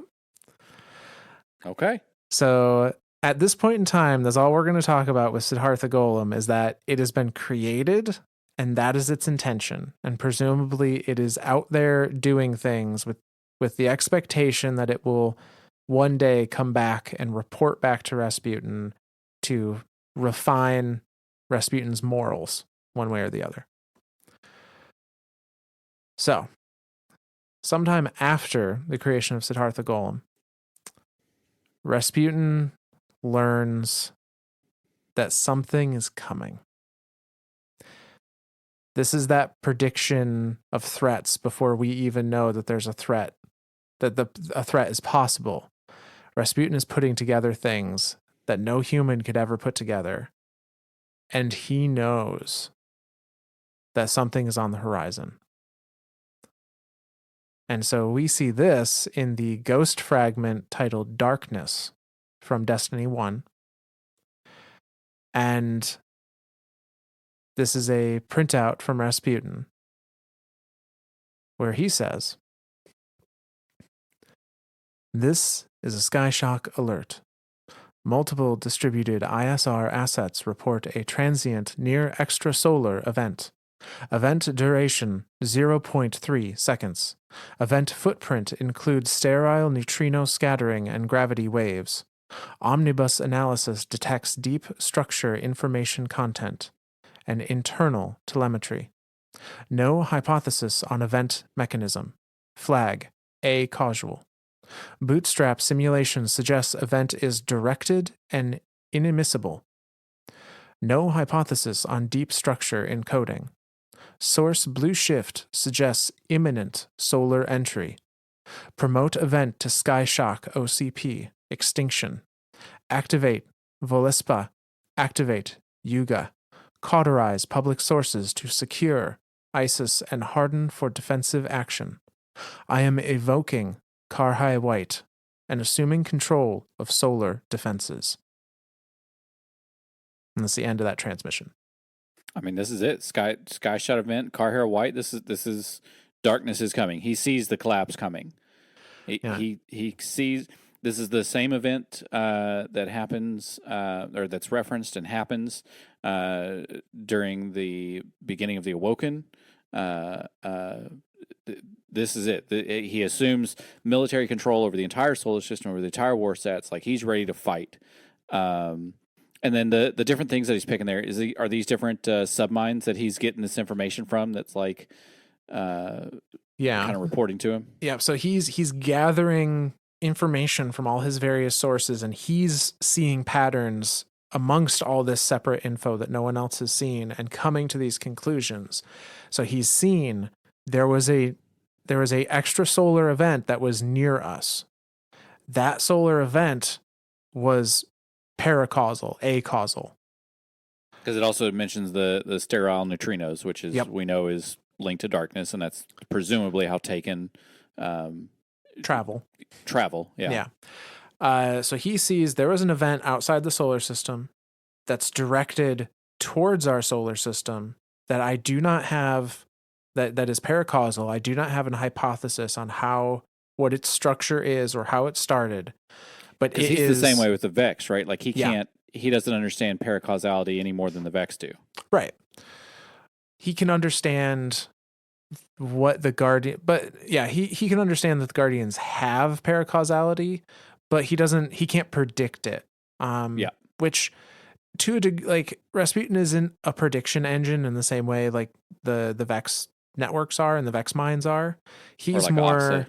Yeah, he's more, he wants to predict things, but it's only through the patterns of all the various bits of his network that he can make those predictions. It's not he's just a necessarily really good Sherlock simulations. Holmes. Yeah, in a lot of ways, yeah. But he's gathered all this info. He goes, there is something outside the solar system that I can't explain heading our way that has the ability to be an extinction level event. Yep. And so he's activating all of these, activating the Yuga protocol, activating the Velispa protocol, activating Karhai White. Now, this isn't the exact moment where in the Awoken series, like things are there attacking. Yep, already. It's already in the solar system. Yeah, he's just seeing this further out and going, I need to start activating. Yep. I need to start all the protocols to start the defense of the solar system. Yep, he's gathering up his defenses. He's taken control of solar defenses, but he's not giving orders yet about like where those defenses should be fired or, retreat back to home, that kind of thing.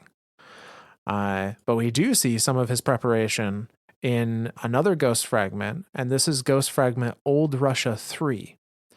And this is again from D1, and this is a conversation between General Chen Lanshu and a AI that we are all a little more familiar with now from this season, Malahayati. And this is the same general from the Siva readings, right?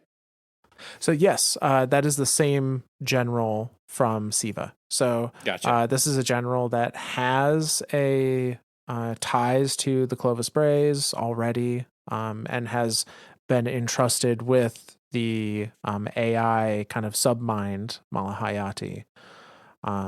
So in this lore card, it reads as such: General Chen Lanshu is flying her glider. She carves around the huge bulb nose of a colony ship, one of the Cosmodrome's towering children. Her eyes see temperature. She surfs the winter air rolling down off the cryo-chilled fuel tank. Turbulence rattles her bones. General, Malahayati sends, you're making Rasputin nervous. Am I? Lanshu banks, grinning, spiraling around the fuel tank. The machine hates risk. Risk to the general, sure, but also a risk to Rasputin's ships. Is that the word he used exactly? He can be very charming, the submind assures her. Malahayati works with Chen Lanshu, and she is certainly charming, but this is Rasputin's territory. Rasputin, the Takic king, the brooding wary first among equals. Yesterday, Lanshu spoke to a colony ship AI, and it had called Rasputin the tyrant. Not without affection, and certainly not without respect. Well, he can come charm me in person, Lanshu suggests. He's been very private lately, Malahayati says. Then he can sulk as well. She spreads her arms and legs and climbs a thermal, whirling up, arrowing off the top and out away from the colony ships towards the defensive wall. Her glider's a second skin, whip-crack taut paramuscle, like a flying fox. The cosmodrome races past beneath her. She waggles her wings at a cloud of passing sensor mites. A saucy hello. 2 of the security division's MBTs drill in the mouthyards. I don't understand why you came, Malahayati says. She's probably lying. Malahayati understands Lanshu very, very well. I don't understand why you masked yourself yesterday during the launch. Ah, the launch. Saber green. Rasputin quietly moving yet another doomsday weapon into Earth orbit.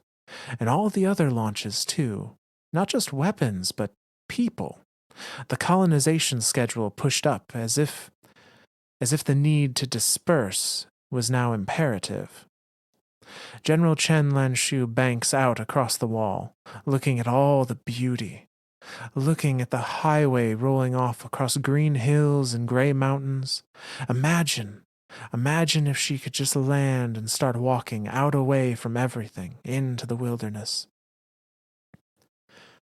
Imagine something goes wrong, she says. Imagine this road choked with corpses. Imagine the security team running down refugees as they try to force their way onto a ship. Imagine cars from here to the horizon. Those stupid old-fashioned cars everyone still owns because the strange, uneven advancement of this post-traveler world leaves some things unchanged. You expect violence, Malahayati says in that conciliatory, careful way of hers, her way of managing meat people. Something beyond our capacity to preempt or contain. Expect? As a military professional? No. No, but once, when she was younger, 60 or 70, Chen Lanshu pulled rank to get a look at the Never-Be installation in Taipei. She watched the images in the fresco and she felt this foreboding, this enormous weight, a dread that refused to attach itself to any specific threat. And she felt it again last year when she was briefed on the project in Lhasa, the Vision Machine. She shivers. Her wings shudder and tremble in the airstream. Isn't that what we do, Mala? She says. Why we still have soldiers. Why we made you. Expectation. The traveler came out of nowhere, entirely unanticipated. Imagine if it hadn't been friendly. Imagine that. Because Rasputin surely had. And that's the end of that lore card. It's eerie how correct she got that scene. Yeah.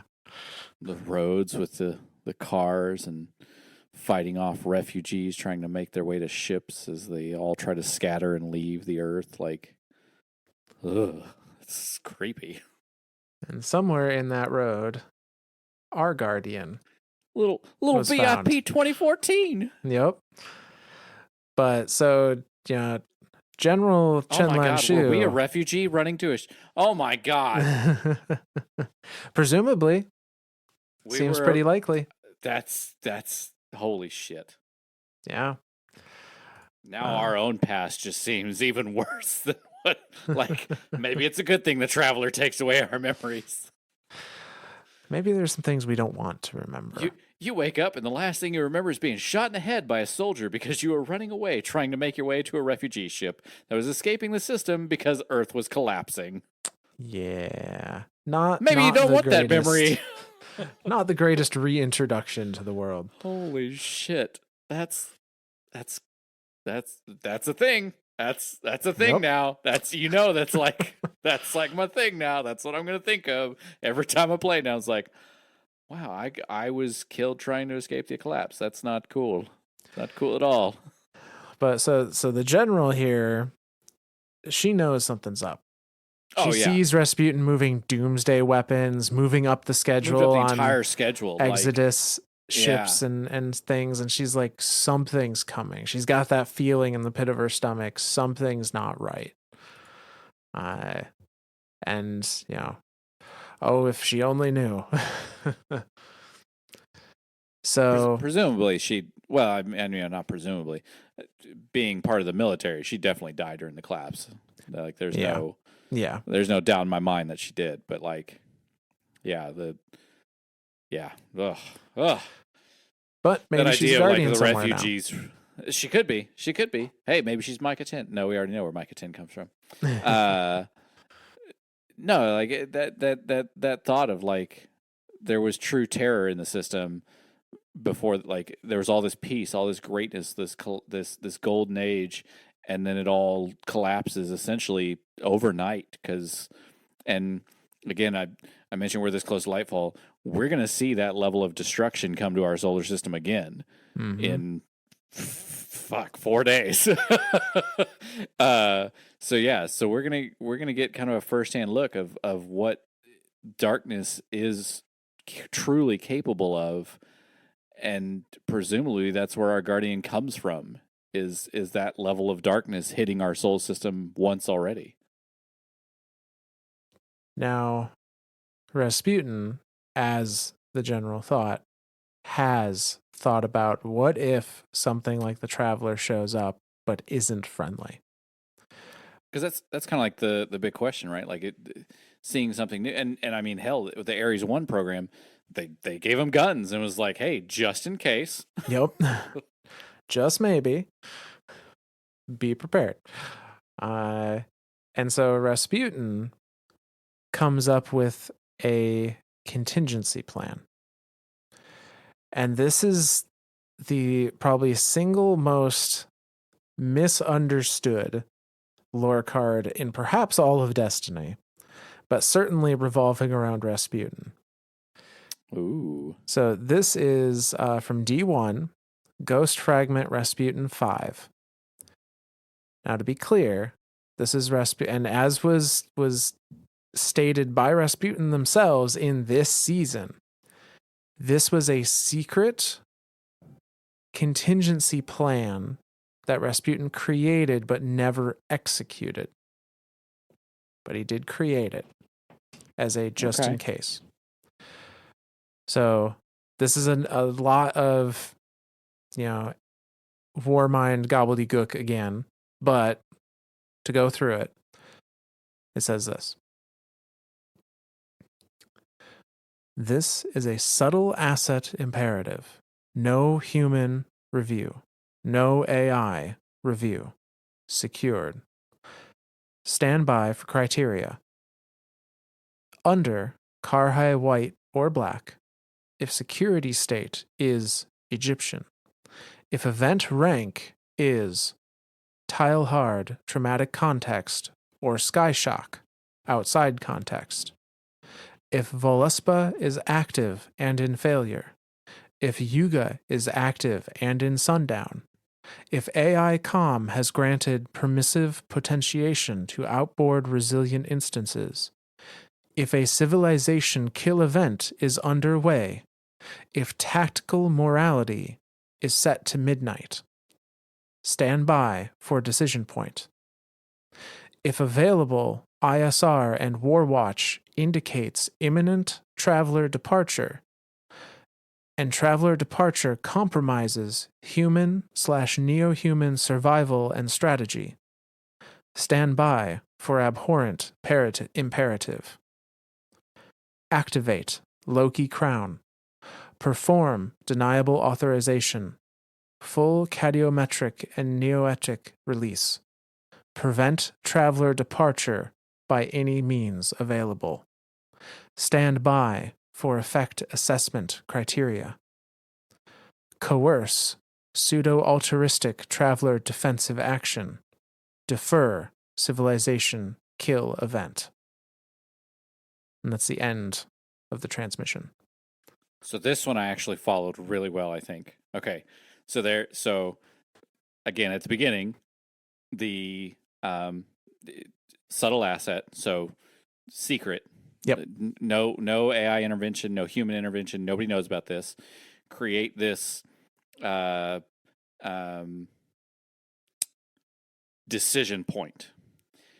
The criteria for decision point to be made are all the ifs. The if Yuga's in sundown. Yep. So Yuga was one of the programs, one of the like escalation protocol type thing that's a defensive measure. If it's in sundown, meaning if it's going down, if it's been defeated, if it's on its way out.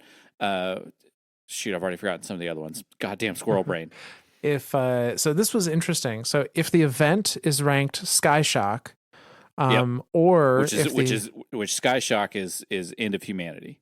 Well, yeah, and this is interesting. This is the first time I've heard this. There's 2 end of humanity conditions. Sky Shock, Carhair Black? No, Sky Shock, which is the end of humanity from outside sources, and Tile Hard, which is end of humanity from internal sources. Like Clovis Bray fucking us all over. Yeah, like if another human was gonna somehow nuke the rest of civilization, Rasputin has prepared for that. Yeah. Holy shit. That's kind of cool. I mean, in a scary way, yeah. So yeah, like all these if statements of if all these things are true. What's the midnight one? So if tactical morality is built to midnight. Okay. So like midnight exigent. Yep. That's literally where my brain went. So it's all these if statements of like check all these things. If all of these systems have gone down, if all of these systems has failed, and we're ready to go, and like there's another and in there of and the traveler is leaving. Yep. He's shooting it out of the sky.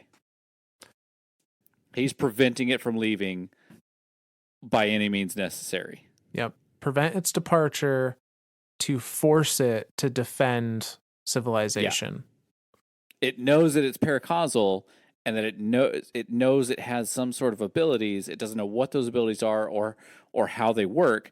It just Rasputin knows that the traveler is powerful, and therefore if it tries to leave, stop it and force it to help humanity. Because and I think this is very important too.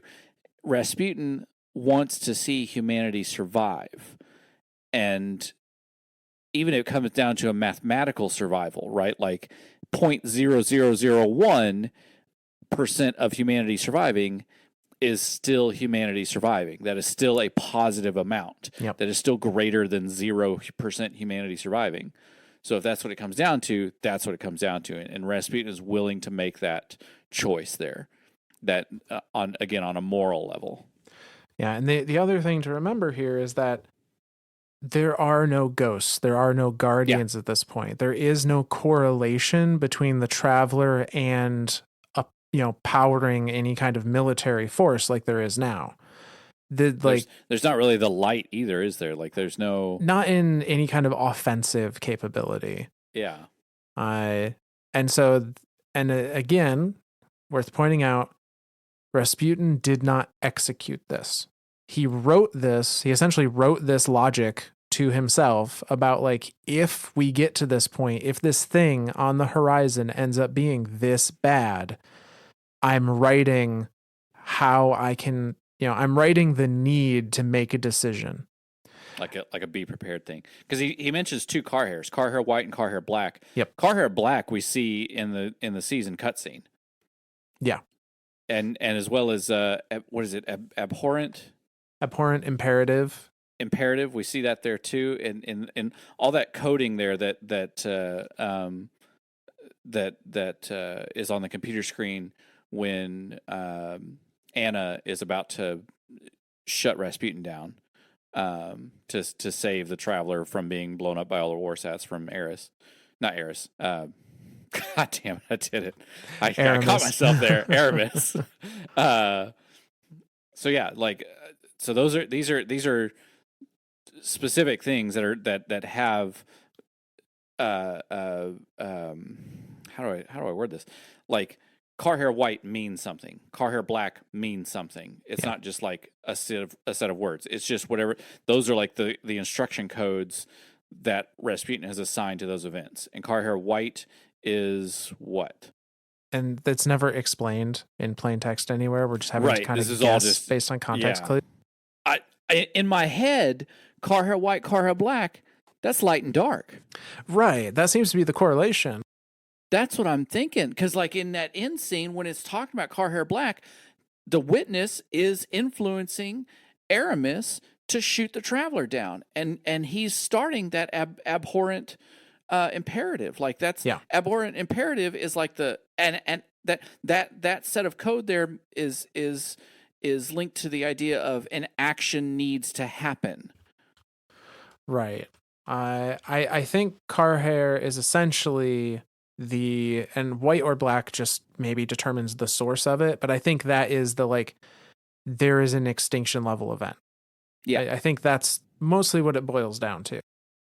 Because the other car hair that I'm thinking of is car hair is the Rasputin traveler, or is the Rasputin symbol, right? That like diamond with like wings above it. Because there's an emblem named car hair, and it has that symbol on it. It has the Rasputin symbol on it, where it almost looks like a set of bunker doors opening up. Where it starts off as a diamond, and when they open up, it's like flat across the top with the wings and everything. Yeah. Yeah, I didn't realize there was a symbol or an emblem that was granted that name. So that makes sense. Yeah. So I'm assuming that car hair has something to do. Car hair is either Rasputin's protocol for itself, which seems weird that it would name it car hair. I mean, it can't just go around naming everything Rasputin, right? Like that's right. I think it might be its internal state. Like it is entered, it's like Rasputin's own version of like a DEFCON system. And sure. That is the shit's gone real bad, his car hair, essentially. And that's where I think light and dark, right? Like if it's car hair white, shit's gone really bad for the light side, and light side has gone haywire and we need to stop it. Car hair black is the opposite. Darkness has appeared and it's gone, shit's hit the fan, and we need to, and abhorrent imperative, we need to do something about it. We being internally all the war sets and submines and Rasputin and all that stuff. Not we as like humanity, like the royal we of like myself. Right. I Rasputin and my network needs to do something about it. Yeah, and I think that's probably pretty close to it. That certainly seems to be the intention. Is that like starting to make sense of his code? It's starting to make sense now. Yeah, if something outside the solar system or inside the solar system is going to cause an extinction level event, I need to, and that again, this thing, he did not execute this, and even in the execution of this, he leaves a standby for decision point. Yeah, it's not just if these criteria are met, blow up the traveler. If these criteria are met, I need to decide if I should do this or not. It's still a morality thing. Yep. It's not left up to automation. It's still I need to make a conscious decision about doing what is the next action that is going to happen. And as we know from Season of the Seraph, he didn't pull the trigger. Though Uldren likes to spread lies about it. Yeah. Uldren and like half of the community, apparently. Though I don't think it's intentional by any means. It's just it is a very confusing lore card, and without some of the information that we have learned somewhat recently, it's very easy to misconstrue that as like this is something he did to the traveler, not just a preparation. Yep. So we're going to go a little longer tonight because we have two more readings that are really, really important to what we're talking about. And we did a shorter episode last week, so we're going to keep going a little bit this time. Yay. So the next one we're going to read is from D1 again, is Ghost Fragment Mysteries. And this, presumably, as best I can tell, this is Rasputin during the collapse. Like the witness and the witness's powers are here destroying the solar system And and Savathun. and Savathun, and Rasputin is watching it happen, and And Nezarek. this is Rasputin's interpretation of it. We really did have a famous solar system there for a Yeah, while, we with did. full of darkness. Like the collapse was a lot bigger deal than I think even we as guardians or we as players interpret it as. Like this was supposed to be the end of this system, the end of the soul system, the end of the Traveler, the end of everything. And like as much as Savathun is she batshit crazy? I don't know. Like in my head she is. It's like she saved us. Like Yeah, we still don't know all the mind-blowing. details there, but from Yeah. Rasputin's point of view, he writes this about this time period. I bear an old name. It cannot be killed. They were my brothers and sisters, and their names were immortal too. But Titanomancy came, and now those names live in me alone. I think, and think is what I do. I am alone. At the end of things, when the world goes dim and cold, or hot and close, or it all tears apart from the atom up, I will shout those names defiant, and past the end I will endure. I alone. They made me to be stronger than them, to beat the unvanquished and survive the unthinkable.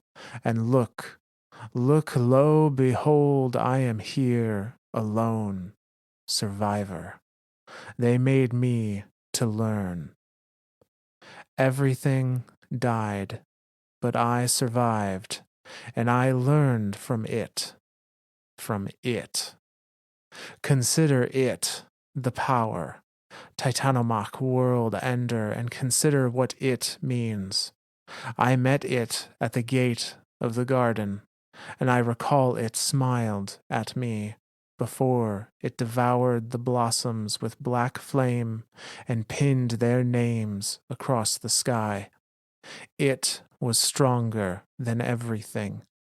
I fought it with aurora knives and with the stolen unfire of singularities made sharp, and my sweat was earthquake and my breath was static, but it was stronger. So how did I survive? I am alone. I survived alone. I cast off the shield and I shrugged my shoulders so that the billions fell off me down into the ash. They made me to be stronger than them and to learn, and I learned well. It is alone, and it is strong, and it won. Even over the gardener, and she held power beyond me. But the gardener did not shrug and make herself alone. It always wins. I am made to win, and now I see the way. And that's the end of that fragment. This card like put a bunch of like this like connected 1,000 dots for me. Like Rasputin, so Rasputin is calling it the thing that it calls it. That's the witness. Yes. That's the darkness. Yep. That is the winnower. When it literally calls the Traveler the gardener. Yep. Like this is a definitive thing now. The Traveler is the gardener. The witness is the winnower. It calls it something else. Titanomass? Titanomach. Titanomach. Was that another like a checksum part of the code for the previous entry? No. So, okay. Titanomach is... I'm assuming that's what he's calling the witness. But he keeps saying it instead of Titanomach. So Titanomach is the event, is the collapse. Okay. Gotcha. It translates into literally Battle of Titans. Okay. So. Yep, that's pretty appropriate naming there. Yeah. But to play devil's advocate a little bit. So the it definitely referring to the Witness and the Black Fleet. The Gardener is definitely in reference to the Traveler. I don't know that Rasputin has any reason to be referring to the Traveler as Gardener in the same way that we think of Gardener from Unveiling. Oh yeah, sure. It's not capitalized in here, and the Traveler literally terraformed a bunch of planets. It's not That would be unthinkable to think Gardener might be a name it would come up with for it. Okay. But it is quite the coincidence.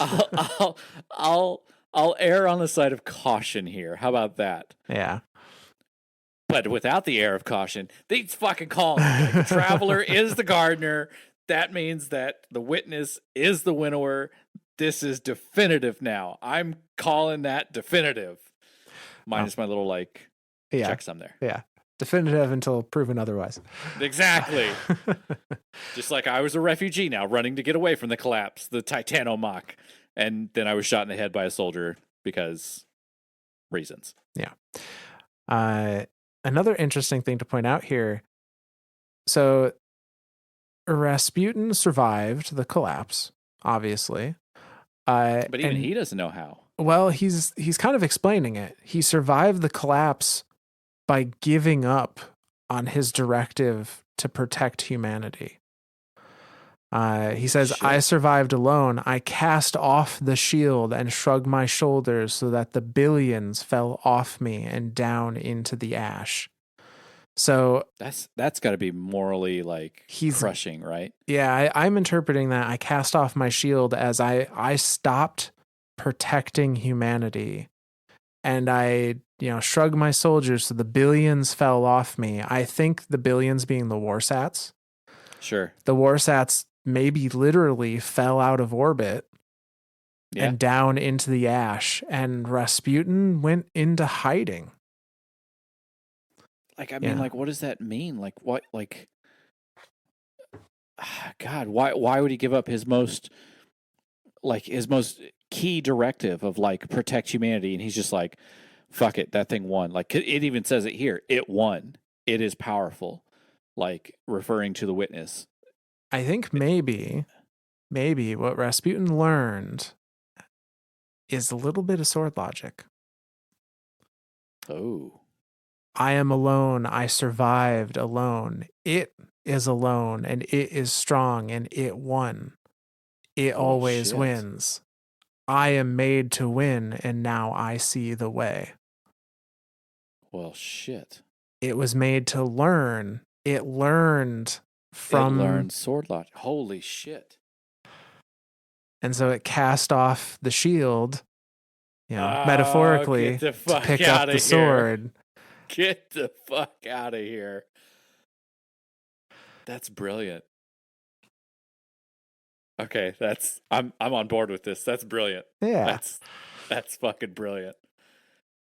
It learns sword logic just so that way it could, because presumably it would know that the collapse would have to end, and so it Rasputin would have to survive past then. Yep. Because I think at this point, Rasputin is now almost hoping that humanity just kind of survives. I think so. It's if you look at all the data as a whole, it's in all the oh god, I've already Exodus. It's sent all the Exodus ships out. It sent hundreds of things out. The submine that was partitioned off in the Spire sent off the one with all the exos and everything. All these things have escaped. He's done as much as he could to now then learn sword logic and be like, okay, now I have to become stronger, but I can't be defeated, because if I'm defeated, then that's the end of it. That's sword logic. I am defeated, therefore I no longer exist, and therefore the other guy is the better of the two. But if I can learn from it, if I can go into hiding and not be destroyed, then I can use sword logic to my advantage and go against it at some future point in time. That's my thought. That's kind of brilliant. I like that. I really, really like that. Now, clearly that's not exactly how things end up, as we know from our time with Rasputin in the current season and throughout the playable Destiny timeline. But at the time, it studied the Witness determined this is how it is stronger than the traveler, stronger than the gardener, I can be that strong. If I, if I rewrite my directive, essentially, if I'm no longer the shield that protects humanity, and maybe instead becomes the sword that avenges it. That's cool. I like that. I really, really like it. So we see in the final reading for tonight, we see Rasputin initiate this retreat, this shutdown. This is in Ghost Fragment Rasputin 3 from Destiny 1. And in it, Rasputin's kind of printout says, "This is an all assets imperative. Cauterize, disperse, estivate. Total strategic collapse imminent. Fenrir Hart reports complete operational mortality. Surtur drown in progress, but negative effect. Forecasts unanimously predict terminal failure. A hard civilization kill event is in progress across the operational area. I am declaring Yuga Sundown effective on receipt. Cancel counterforce objectives. Cancel population protection objectives. Format moral structures for midnight exigent. Execute long hold for reactivation. AI Rasputin signing off." And that's the end of that. That had to have been a hard call. Like, even for an AI, like that had to have been like a genuinely hard, like. He literally rewrote his kind of core directive. Jesus. So with that, Rasputin's time during the Golden Age and the collapse comes to an end with him shutting down and going into hiding. And that is where we will pick up on our next episode. Yay. Okay. Well, shout outs? Yes, we have some shout outs tonight. So the first of which coming to us from Apple Podcast Review from Pajamas Pat is... Oh, I like pajamas. Their message says, "Thank you for all the hard work you put into each episode. It makes the lore so much more accessible, which is my favorite part of the Destiny universe. The voices that Myth uses during the recordings are incredible. Yeah. And make the reading so dramatic and great. Zorialis always has great reactions and makes connections between different readings that show a bigger picture. Great work all around. Can't wait to hear you two talk about Lightfall and the new lore." Well, thank you. That's the goal. Like, it's the lore of Destiny. Like, again, they're getting really, really good at it now. Like, they're getting a lot better at like giving you this information kind of up front and telling you these stories. But that, like, so much of Destiny up until basically up until the Witch Queen was really kind of, I don't want to say inaccessible, but like you had to go hunt it down. Yeah. And it was so true in D1. Like, there's so many little collectibles and findables and this lore and that, and it's so spread out across so many different pieces of, and I mean, we've shown it here, different armor, different guns, different lore books, different ghost fragments, different everything, like cutscenes and little sayings and little quims and little end of mission chatter stuff. Like, there's all these little pieces to this greater whole, and that's what I like doing here is putting all that together and creating an actual timeline of events. Yeah. So yeah, thank you. Thank you very much.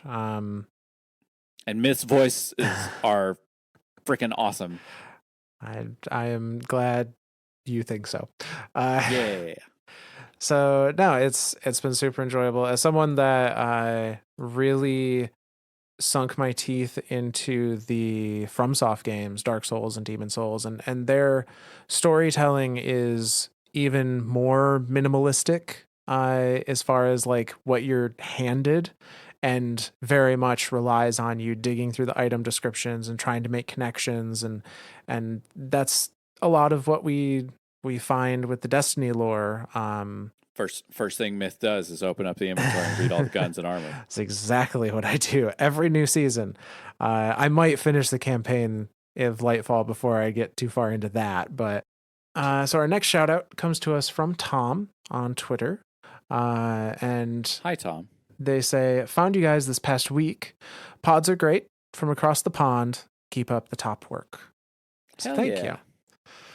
Yeah, I know y'all have Bife.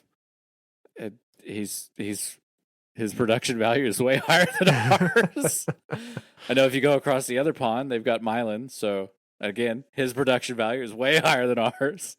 But yeah, we're glad that we reach as many people as we do. Like it's kind of humbling to think that, that we're being listened to